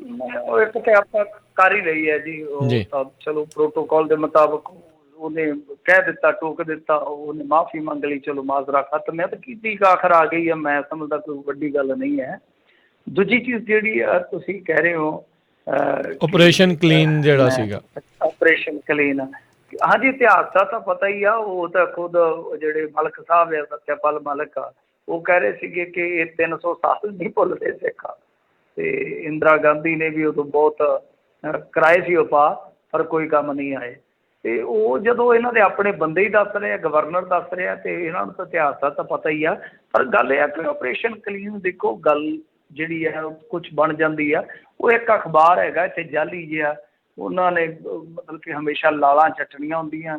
ਉਹਦੇ ਵਿੱਚ ਨਾ ਵਰਸ਼ਨ ਸੀ ਖਬਰ ਦੇ ਵਿੱਚ, ਨਾ ਸੋਰਸ ਰਿਵੀਲ ਕੀਤਾ। ਮੇਰੇ ਮੁਤਾਬਕ ਉਹ ਖਬਰ ਨਹੀਂ ਹੈ, ਖਬਰ ਨਹੀਂ ਹੈ, ਸਿਰਫ ਤੇ ਸਿਰਫ ਇੱਕ ਹੜਬੜੀ ਪੈਦਾ ਕਰਨੀ ਸੀ। ਉਹ ਕੀਤੀ ਆ ਉਹਨਾਂ ਨੇ, ਕਾਮਯਾਬ ਰਹੇ। ਪੰਜਾਬੀਆਂ ਨੇ ਧੜੱਲੇ ਨਾਲ ਪ੍ਰੋਗਰਾਮ ਕਰ ਦਿੱਤੇ, ਸ਼ੇਅਰਿੰਗ ਹੋਈ ਉਹਦੀ ਬਕਾਇਦਾ, ਉਹਦੇ ਤੇ ਮਸ਼ੀਨ ਗੋਈਆਂ ਹੋ ਗਈਆਂ ਕਿ ਬਸ ਇੰਨੇ ਕੁ ਦਿਨਾਂ ਤੱਕ ਹੋ ਜਾਣਾ ਸੀ। ਤਾਂ ਮੈਂ ਇਹ ਗੱਲ ਕਲੀਅਰ ਕਰਤੀ ਸੀਗੀ ਪਹਿਲਾਂ ਹੀ ਕਿ ਸਿੱਧੀ ਕੋਈ ਵੀ ਤਾਕਤ ਨਹੀਂ ਵਰਤਣਗੇ, ਸਿੱਧੀ ਤਾਕਤ ਨਹੀਂ ਵਰਤਣਗੇ। ਹਾਂ, ਕਰੋਨਾ ਦਾ ਬਹਾਨਾ ਬਣ ਜਾਵੇ ਵਿੱਚ ਦੀ, ਜਾਂ ਕੁਝ ਹੋਰ ਵਾਪਰ ਜਾਵੇ, ਉਹ ਵੱਖਰੀ ਗੱਲ ਆ। ਜਿਵੇਂ ਆਪਰੇਸ਼ਨ ਕਲੀਨ ਦਾ ਕਿਹਾ ਜਾ ਰਿਹਾ, ਕਿ ਦੇਖੋ ਜੀ ਗੱਲ ਹੋਊਗੀ, ਪਹਿਲਾਂ ਅਫਸਰ ਜਾਣਗੇ, ਫਿਰ ਉਹਨਾਂ ਦੇ ਮੰਤਰੀ ਜਾਣਗੇ, ਤੇ ਫਿਰ ਫੌਜ ਜਾਊਗੀ। ਇੱਦਾਂ ਨਹੀਂ ਹੁੰਦਾ, ਇਸ ਤਰ੍ਹਾਂ ਨਹੀਂ ਹੋਏਗਾ। ਜੇ ਹੋਏਗਾ ਤਾਂ ਬੜੇ ਇੱਕ ਸ਼ਾਤਰਾਨਾ ਢੰਗ ਦੇ ਨਾਲ ਹੋਏਗਾ। ਤੇ ਇਤਿਹਾਸ ਬਾਰੇ ਤਾਂ ਸਭ ਨੂੰ ਪਤਾ ਹੀ ਹੈ। ਇਤਿਹਾਸ ਇਕੱਲੇ ਆਪਣੇ ਉੱਥੇ ਸਿੱਖ ਨਹੀਂ ਬੈਠੇ, ਜੇ ਆਪਾਂ ਇਤਿਹਾਸ ਤੋਂ ਪਰਪੇਖ ਤੋਂ ਦੇਖੀਏ ਤੇ ਹਿੰਦੂ ਵੀ ਬੈਠੇ ਆ, ਮੁਸਲਮਾਨ ਵੀ ਬੈਠੇ ਆ, ਔਰ ਕਾਮਨ ਗੱਲ ਹੈ ਕਿ ਕਿਸਾਨ ਬੈਠੇ। ਜੀ ਜੀ। ਅਗਲੇ ਕਾਲਰ ਨੇ ਆਪਣੇ ਨਾਲ ਜੁੜੇ ਜੱਸੀ ਗਿੱਲ। ਤੇ ਸਰੋਤਿਓ, ਜੇ ਤੁਸੀਂ ਵੀ ਸਵਾਲ ਪੁੱਛਣਾ ਚਾਹੁੰਦੇ ਹੋ, ਕਾਲ ਕਰ ਸਕਦੇ ਹੋ 408 272 5200 ਦੇ ਉੱਤੇ। ਜੀ, ਸਤਿ ਸ਼੍ਰੀ ਅਕਾਲ ਜੱਸੀ ਗਿੱਲ ਜੀ। ਹਾਂਜੀ ਹਾਂਜੀ, ਸਤਿ ਸ਼੍ਰੀ ਅਕਾਲ ਜੀ। ਕੰਨਪਾਲ ਆਪਣਾ ਸਤਿ ਸ਼੍ਰੀ ਅਕਾਲ ਤੇ ਮਿੰਟੂ ਸਤਿ ਸ਼੍ਰੀ ਅਕਾਲ। ਅੱਛਾ, ਮੈਂ ਨਾ ਪੁੱਛਣਾ ਸੀਗਾ ਵੀ ਰਵੀ ਸਿੰਘ ਖਾਲਸਾ ਵਾਲਿਆਂ ਦਾ ਕੀ ਹਾਲ ਆ? ਤੇ ਆਪਾਂ ਨੂੰ ਸਾਰਿਆਂ ਨੂੰ ਪਰਮਾਤਮਾ ਅੱਗੇ ਅਰਦਾਸ ਕਰਨੀ ਚਾਹੀਦੀ ਕਿ ਉਹ ਤੰਦਰੁਸਤ ਹੋਣ, ਕਿਉਂਕਿ ਉਹਨਾਂ ਨੇ ਸਾਰੀ ਦੁਨੀਆ ਦੇ ਭਲੇ ਲਈ ਬਹੁਤ ਤਕੜਾ ਕਾਰੋਬਾਰ ਕੀਤਾ। ਤੇ ਬਾਕੀ ਪਤਾ ਲੱਗਾ ਕਿ ਸੁਖਬੀਰ ਬਾਦਲ ਨੂੰ ਕਹਿੰਦੇ ਕਿਸਾਨਾਂ ਨੇ ਭਜਾਇਆ, ਤੇ ਦੱਸੋ ਮਾੜਾ ਜਿਹਾ ਜੀ। ਸਤਿ ਸ਼੍ਰੀ ਅਕਾਲ ਜੀ। ਜੀ, ਉਹ ਤਾਂ ਸਾਰਿਆਂ ਦੀਆਂ ਰੇਸਾਂ ਲੱਗਣ ਡਈਆਂ ਜੀ। ਇੱਥੇ ਭਰਤਿੰਦਰ ਸਿੰਘ ਚਾਹਲ ਨੂੰ ਘੇਰ ਲਿਆ ਕੱਲ, ਤੇ ਉਹਦੀ ਵੀ ਉਹਨਾਂ ਨੇ ਘੋੜੀ ਚੰਗੀ ਤਰ੍ਹਾਂ ਨਵਾਈ। ਉਹ ਦੁਖੀ ਹੋਏ ਆ, ਕੀ ਕਰਨ? ਉਹ ਆਪ ਰੋਜੀ ਰੋਟੀ ਲਈ ਲੜ ਰਹੇ ਆ, ਉਲਟਾ ਉਹਨਾਂ ਦੀ ਜਿਹੜੀ ਫਸਲ ਆ ਇਸ ਟਾਈਮ, ਇੱਕ ਤਾਂ ਮੌਸਮ ਪੰਜਾਬ ਦੇ ਵਿੱਚ ਬਹੁਤ ਜ਼ਿਆਦਾ ਖਰਾਬ ਆ, ਦੂਸਰਾ ਇਹ ਆ ਕਿ ਜਿਹੜੀ ਫਸਲ ਮੰਡੀਆਂ 'ਚ ਪਈ ਆ ਉਹ ਚੁੱਕੀ ਨਹੀਂ ਜਾ ਰਹੀ, ਉਲਟਾ ਮੀਂਹ ਪੈ ਰਹੇ ਆ। ਸੋ ਦੁਖੀ ਹੋਏ, ਉਹ ਤੇ ਸਾਰਿਆਂ ਦੇ ਮਗਰ ਹੀ ਲੱਗ ਰਹੇ ਆ ਕਿ ਸਾਡਾ ਤਾਂ ਭਾਈ ਕੋਈ ਹਿੱਸਾ ਖਾ ਨਹੀਂ ਹੈ, ਸਾਨੂੰ ਤੇ ਸਾਰੇ ਠੱਗਣ ਵਾਲੇ ਹੀ ਮਿਲੇ ਆ ਜਿੰਨੇ ਮਿਲੇ। ਗੁਰਦਾਸ ਮਾਨ ਨੇ ਆਖਿਆ ਸੀ ਨਾ, ਦੁੱਖ ਦੇਣ ਵਾਲੇ ਮਿਲੇ, ਇੱਕ ਨੇ ਵੀ ਨਾ ਪੁੱਛੀ ਸਾਡੀ ਖੈਰ। ਹੁਣ ਸਾਰਾ ਗਾਣਾ ਤੇ ਮੈਂ ਗਾਉਣਾ ਰਿਹਾ, ਪਰ ਉਹ ਗੱਲ ਉੱਥੇ ਕਿਤੇ ਨਾ ਕਿਤੇ ਢੁੱਕਦੀ ਆ ਕਿ ਸਾਰਾ ਮਾਜਰਾ ਇਸੇ ਤਰੀਕੇ ਦਾ ਹੀ ਆ ਕਿ ਕਿਸਾਨ ਜਿਹੜੇ ਆ ਉਹ ਦੁਖੀ ਹੋ ਕੇ ਘੇਰਾਬੰਦੀ ਕਰਦੇ ਆ ਨੇਤਾਵਾਂ ਦੀ। ਜੀ, ਅਗਲੇ ਕਾਲਰ ਨੇ ਪਲਵਿੰਦਰ ਜੀ। ਹਾਂਜੀ ਮਿੰਟੂ ਭਾਈ, ਸਤਿ ਸ਼੍ਰੀ ਅਕਾਲ। ਸਤਿ ਸ਼੍ਰੀ ਅਕਾਲ ਜੀ। ਸਤਿ ਸ਼੍ਰੀ ਅਕਾਲ ਸਰ। ਹਾਂਜੀ ਭਾਜੀ ਮੈਂ ਇੱਕ ਗੱਲ ਪੁੱਛਣੀ ਸੀਗੀ ਕਿ ਜਿੱਦਾਂ ਸੁਮੇਧ ਸੈਣੀ ਜਿਹੜਾ ਸੀਗਾ ਉਹਦੀ ਅਜੇ ਤੱਕ ਕੋਈ ਪੈੜ ਨੱਪੀ ਗਈ ਆ ਕਿ ਅਜੇ ਤੱਕ ਗੁੰਮਸ਼ੁਦਾ ਦੀ ਤਲਾਸ਼ ਚੱਲ ਰਹੀ ਆ? ਤੇ ਨਾਲੇ ਦੂਜੀ ਗੱਲ ਇਹ ਆ ਕਿ ਬੇਅਦਬੀ ਜਿਹੜੀ ਬੇਅਦਬੀ ਕਰਾਈ ਸੀਗੀ ਇਸ ਮਾਮਲਿਆਂ ਦੇ ਵਿੱਚ ਕੈਪਟਨ ਨੇ ਕਰਨਾ ਤਾਂ ਕੁਝ ਕੀ ਸੀਗਾ, ਉੱਪਰੋਂ ਇਹ ਗੱਲ ਜ਼ਰੂਰ ਕਹਿ ਰਹੇ ਆ ਕਿ ਜਿਹੜੇ ਇਹਨਾਂ ਨੂੰ ਵਾਅਦੇ ਕੀਤੇ ਸੀਗੇ ਸਮਾਰਟਫੋਨ ਦੇਣ ਦੇ ਦੁਬਾਰਾ ਫਿਰ ਕਰੀ ਜਾਂਦੇ। ਕਿ ਸਾਡੇ ਲੋਕ ਅਜੇ ਵੀ ਇਸ ਗੱਲ ਨੂੰ ਨਹੀਂ ਸਮਝੇ, ਅਜੇ ਵੀ ਏਡੇ ਬੇਵਕੂਫ ਆ ਕਿ ਅਜੇ ਵੀ ਇਹਨਾਂ ਵਾਅਦਿਆਂ ਦੇ ਉੱਤੇ ਫਿਰ ਵੋਟਾਂ ਪਾਉਣਗੇ ਇਹਨਾਂ ਨੂੰ। ਜੀ ਧੰਨਵਾਦ ਜੀ। ਦੇਖੋ ਵੋਟ ਸਾਰੇ ਨਹੀਂ ਪਾਉਂਦੇ, ਵੋਟ ਇਹਨਾਂ ਨੇ ਹੁਣ ਇੱਕ ਤਰ੍ਹਾਂ ਦਾ ਹਿਸਟੋਰੀਕਲ ਮੈਂਡੇਟ ਹਾਸਲ ਕੀਤਾ ਸੀਗਾ ਤਾਂ ਉਹ ਕਿੰਨੀ ਕੁ ਵੋਟ ਸੀ ਇਹਨਾਂ ਦੀ? 38% ਸੀ ਮੇਰੇ ਖਿਆਲ ਦੇ ਨਾਲ, 38 ਜਾਂ 40 ਦੇ ਕਰੀਬ ਹੋਏਗੀ। ਤਾਂ 60 ਨੇ ਵੋਟ ਨਹੀਂ ਪਾਈ ਇਹਨਾਂ ਨੂੰ, ਐਤਕੀ ਸਗੋਂ ਘਟਣਗੇ, ਡਿੱਗਣਗੇ। ਇਹੀ ਆ ਕਿ ਇੱਥੇ ਜਿੱਦਾਂ ਕਹਿ ਲਓ ਕਿ ਫਸਟ ਪਾਸ ਸਿਸਟਮ ਆ, ਜਿਹੜਾ ਦੂਜੇ ਤੋਂ ਵੱਧ ਲੈ ਗਿਆ ਉਹ ਜਿੱਤ ਜਾਂਦਾ। ਕੁਛ ਪਰਸੈਂਟੇਜ ਜਿਹੜੀ ਹੈ ਉਹ ਸਰਕਾਰ ਬਣਾ ਜਾਂਦੇ ਆ। ਇਹ ਨਹੀਂ ਦੇਖਿਆ ਜਾਂਦਾ ਕਿ 51-49 ਦੀ ਖੇਡ ਹੋਵੇ, ਇਹ ਦੇਖਿਆ ਜਾਂਦਾ ਕਿ ਕਿਹਦੀਆਂ ਸੀਟਾਂ ਜ਼ਿਆਦੀਆਂ, ਬਸ ਉਹ ਸਰਕਾਰ ਬਣਾ ਜਾਂਦਾ। ਸੋ ਲਫੜਾ ਕਈ ਪ੍ਰਕਾਰ ਦਾ ਆ, ਕਈ ਪੱਖ ਤੋਂ ਆ, ਪਰ ਸੋਚਣਾ ਚਾਹੀਦਾ ਹੈ। ਲੋਕ ਸੋਚਣ, ਲੋਕ ਵਿਚਾਰਨ। ਮੈਂ ਤਾਂ ਆਪ ਇਸ ਮੁੱਖ ਮੰਤਰੀ ਨੂੰ ਕਹਿ ਲਓ ਕਿ ਦੂਸਰਾ ਮੁੱਖ ਮੰਤਰੀ ਜਿਹੜਾ ਗਿਆ ਸੀ ਉਹਦੇ ਨਾਲੋਂ ਵੀ ਗਾਂਹ ਦਾ ਮੁੱਖ ਮੰਤਰੀ ਗਿਣਦਾ ਵਾਂ ਕਿ ਕੋਈ ਡਿਵੈਲਪਮੈਂਟ ਨਹੀਂ ਹੋਈ। ਦੇਖੋ ਕੋਈ ਡਿਵੈਲਪਮੈਂਟ ਮੈਂ ਇਹਨਾਂ ਚੀਜ਼ਾਂ 'ਤੇ ਕਦੇ ਨਹੀਂ ਉਹ ਕਰਦਾ ਹੁੰਦਾ ਕਿ ਦੇਖੋ ਰਾਜਨੀਤੀ ਜਿਹੜੀ ਹੈ ਉਹ ਧਰਮ ਦੇ ਮੁਤਾਬਕ ਸਾਰਾ ਕੁਛ ਕਰੇ ਕਿ ਹਾਂ ਇਸ ਮਜ਼ਹਬ ਦੀਆਂ ਇੰਨੀਆਂ ਵੋਟਾਂ ਮੈਂ ਇਹਦੀ ਯਾਦਗਾਰਾਂ ਬਣਾ ਦੇਵਾਂ, ਇਹਦੇ ਨਾਲ ਇਸ ਤਰ੍ਹਾਂ ਦੇ ਵਾਅਦੇ ਕਰ ਦੇਵਾਂ, ਇਹਨਾਂ ਦੇ ਤਿਉਹਾਰ ਮਨਾ ਦੇਵਾਂ। ਮੈਂ ਤਾਂ ਕਹਿੰਦਾ ਵਿਕਾਸ ਮੁਖੀ ਰਾਜਨੀਤੀ ਹੋਣੀ ਚਾਹੀਦੀ ਆ। ਸਾਰੇ ਵਰਗਾਂ ਦਾ ਬਰਾਬਰ ਵਿਕਾਸ ਹੋਣਾ ਚਾਹੀਦਾ। ਡਿਵੈਲਪਮੈਂਟ ਜਿਹੜੀ ਹੈ ਤੁਹਾਡੇ ਪੰਜਾਬ ਦੀ ਇਕਨੋਮਿਕਲੀ ਜ਼ਿਆਦਾ ਹੋਣੀ ਚਾਹੀਦੀ ਆ। ਤੁਹਾਡੇ ਪਿੰਡਾਂ ਦੇ ਵਿੱਚ ਗਲੀਆਂ ਨਾਲੀਆਂ ਬਣਾ ਕੇ ਉਹਨੂੰ ਕਹਿੰਦੇ ਆ ਡਿਵੈਲਪਮੈਂਟ ਹੋ ਗਈ ਹੈ ਜੀ, ਡਿਵੈਲਪਮੈਂਟ ਹੋ ਗਈ ਆ। ਅਤੇ ਤੁਸੀਂ ਆਪ ਅੰਦਾਜ਼ਾ ਲਾਓ ਕਿ ਕਿੰਨੇ ਪਿੰਡਾਂ ਦੇ ਵਿੱਚ ਸੀਵਰੇਜ ਪਿਆ ਹੋਏਗਾ ਅੱਜ ਤੱਕ? ਤਾਂ ਕੀ ਉਹ ਲੋਕ ਨਹੀਂ ਹੋ, ਕਿ ਉਹ ਟੈਕਸ ਪੇਅਰ ਨਹੀਂ ਹੈ? ਕਿੰਨੇ ਪਿੰਡਾਂ ਦੇ ਵਿੱਚ ਗਿਣਤੀ ਦੇ ਪਿੰਡ ਹੋਣਗੇ ਜਿੱਥੇ ਸੀਵਰੇਜ ਸਿਸਟਮ ਆ, ਉਹਨੂੰ ਕਹਿ ਦਿੰਦੇ ਵਿਕਾਸ ਹੈ, 4 ਇੱਟਾਂ ਲਾ ਲਈਆਂ। ਸੋ ਵਿਕਾਸ ਮੁਖੀ ਰਾਜਨੀਤੀ ਜਿਹੜੀ ਹੈ ਨਾ ਉਹ ਭਾਰਤ ਦੇ ਵਿੱਚ ਥੋੜ੍ਹੀ ਬਹੁਤੀ ਚੱਲਣੀ ਸ਼ੁਰੂ ਹੋਈ ਆ। ਹਾਲੇ ਕਹਿ ਲਓ ਕਿ ਉਹਦਾ ਜਨਮ ਹੋ ਰਿਹਾ, ਹਾਲੇ ਰਿੜਨਾ ਸਟਾਰਟ ਕਰੇਗੀ, ਜਵਾਨ ਹੋਏਗੀ। ਪਰ ਪੰਜਾਬ ਦੇ ਵਿੱਚ ਉਮੀਦ ਆ ਕਿ ਲਾ ਲੈਣਗੇ ਇਹਨਾਂ ਨੂੰ ਨਾ, ਟਿਕਾਣੇ 'ਤੇ ਲੈ ਆਉਣਗੇ ਛੇਤੀ ਪੰਜਾਬੀ। ਜੀ ਜੀ ਚਲੋ ਉਮੀਦ ਕਰਦੇ ਹਾਂ। ਅਤੇ ਸੁਮੇਧ ਸੈਣੀ ਦਾ ਵੀ ਉਹਨਾਂ ਨੇ ਪੁੱਛਿਆ ਸੀਗਾ। ਹਾਂਜੀ ਸੁਮੇਧ ਸੈਣੀ ਦਾ ਦੇਖੋ, ਸੁਮੇਧ ਸੈਣੀ ਦਾ ਇਹ ਆ ਕਿ ਉਹਨੇ ਜ਼ਮਾਨਤ ਹਾਸਲ ਕਰ ਲਈ ਸੀਗੀ, ਉਹਨੂੰ ਰਾਹਤ ਮਿਲ ਗਈ ਸੀਗੀ। ਸੁਪਰੀਮ ਕੋਰਟ ਨੇ ਜ਼ਮਾਨਤ ਮਨਜ਼ੂਰ ਕਰ ਲਈ ਸੀਗੀ ਅਤੇ ਉਹ ਜ਼ਮਾਨਤ ਹੁਣ ਉਹਦੇ ਕੋਲ ਆ ਅਤੇ ਇੱਕ ਦਿਨ ਉਹ ਪੇਸ਼ੀ ਵੀ ਭੁਗਤ ਕੇ ਗਿਆ ਫਰੀਦਕੋਟ। ਸੋ ਰੂਪੋਸ਼ ਨਹੀਂ ਹੈ ਸੁਮੇਧ ਸੈਣੀ, ਹੈ ਉਹ ਮਤਲਬ ਕਿ ਵਿਚਰਦਾ ਹੀ ਆ, ਪਰ ਉਹਦੇ 'ਤੇ ਜਿਹੜੇ ਕੇਸ ਸੀ ਉਹਦੇ 'ਚੋਂ ਜ਼ਮਾਨਤਾਂ ਹਾਸਲ ਕਰ ਗਿਆ। ਜੀ ਜੀ ਬਿਲਕੁਲ। ਅਤੇ ਮਿੰਟੂ ਜੀ ਸਮਾਂ ਵੀ ਆਪਣੇ ਅੱਜ ਦੇ ਪ੍ਰੋਗਰਾਮ ਦਾ ਜਿਹੜਾ ਹੁਣ ਇੱਥੇ ਹੀ ਸਮਾਪਤ ਆ। ਅਤੇ ਜਾਂਦੇ ਜਾਂਦੇ ਬੰਗਾਲ ਦੇ ਵਿੱਚ ਕੱਲ੍ਹ 6ਵੇਂ ਗੇੜ ਦੀਆਂ ਇਲੈਕਸ਼ਨਾਂ ਜਿਹੜੀਆਂ ਮੈਨੂੰ ਲੱਗਦਾ ਨਿਬੜ ਗਈਆਂ ਨੇ, ਅਤੇ ਹੋਰ 1-2 ਕਿੰਨੇ ਗੇੜ ਰਹਿ ਗਏ ਆ ਜੀ ਹੁਣ ਉੱਥੇ? ਹਾਂਜੀ ਬਸ 2 ਗੇੜ ਰਹਿ ਗਏ। ਉਸ ਤੋਂ ਬਾਅਦ ਫਿਰ ਉਹ ਜਿਵੇਂ ਪੰਜਾਬੀ ਕਹਿੰਦੇ ਨੇ ਕੱਟੀ ਕੱਟਾ ਨਿਕਲ ਆਊਗਾ।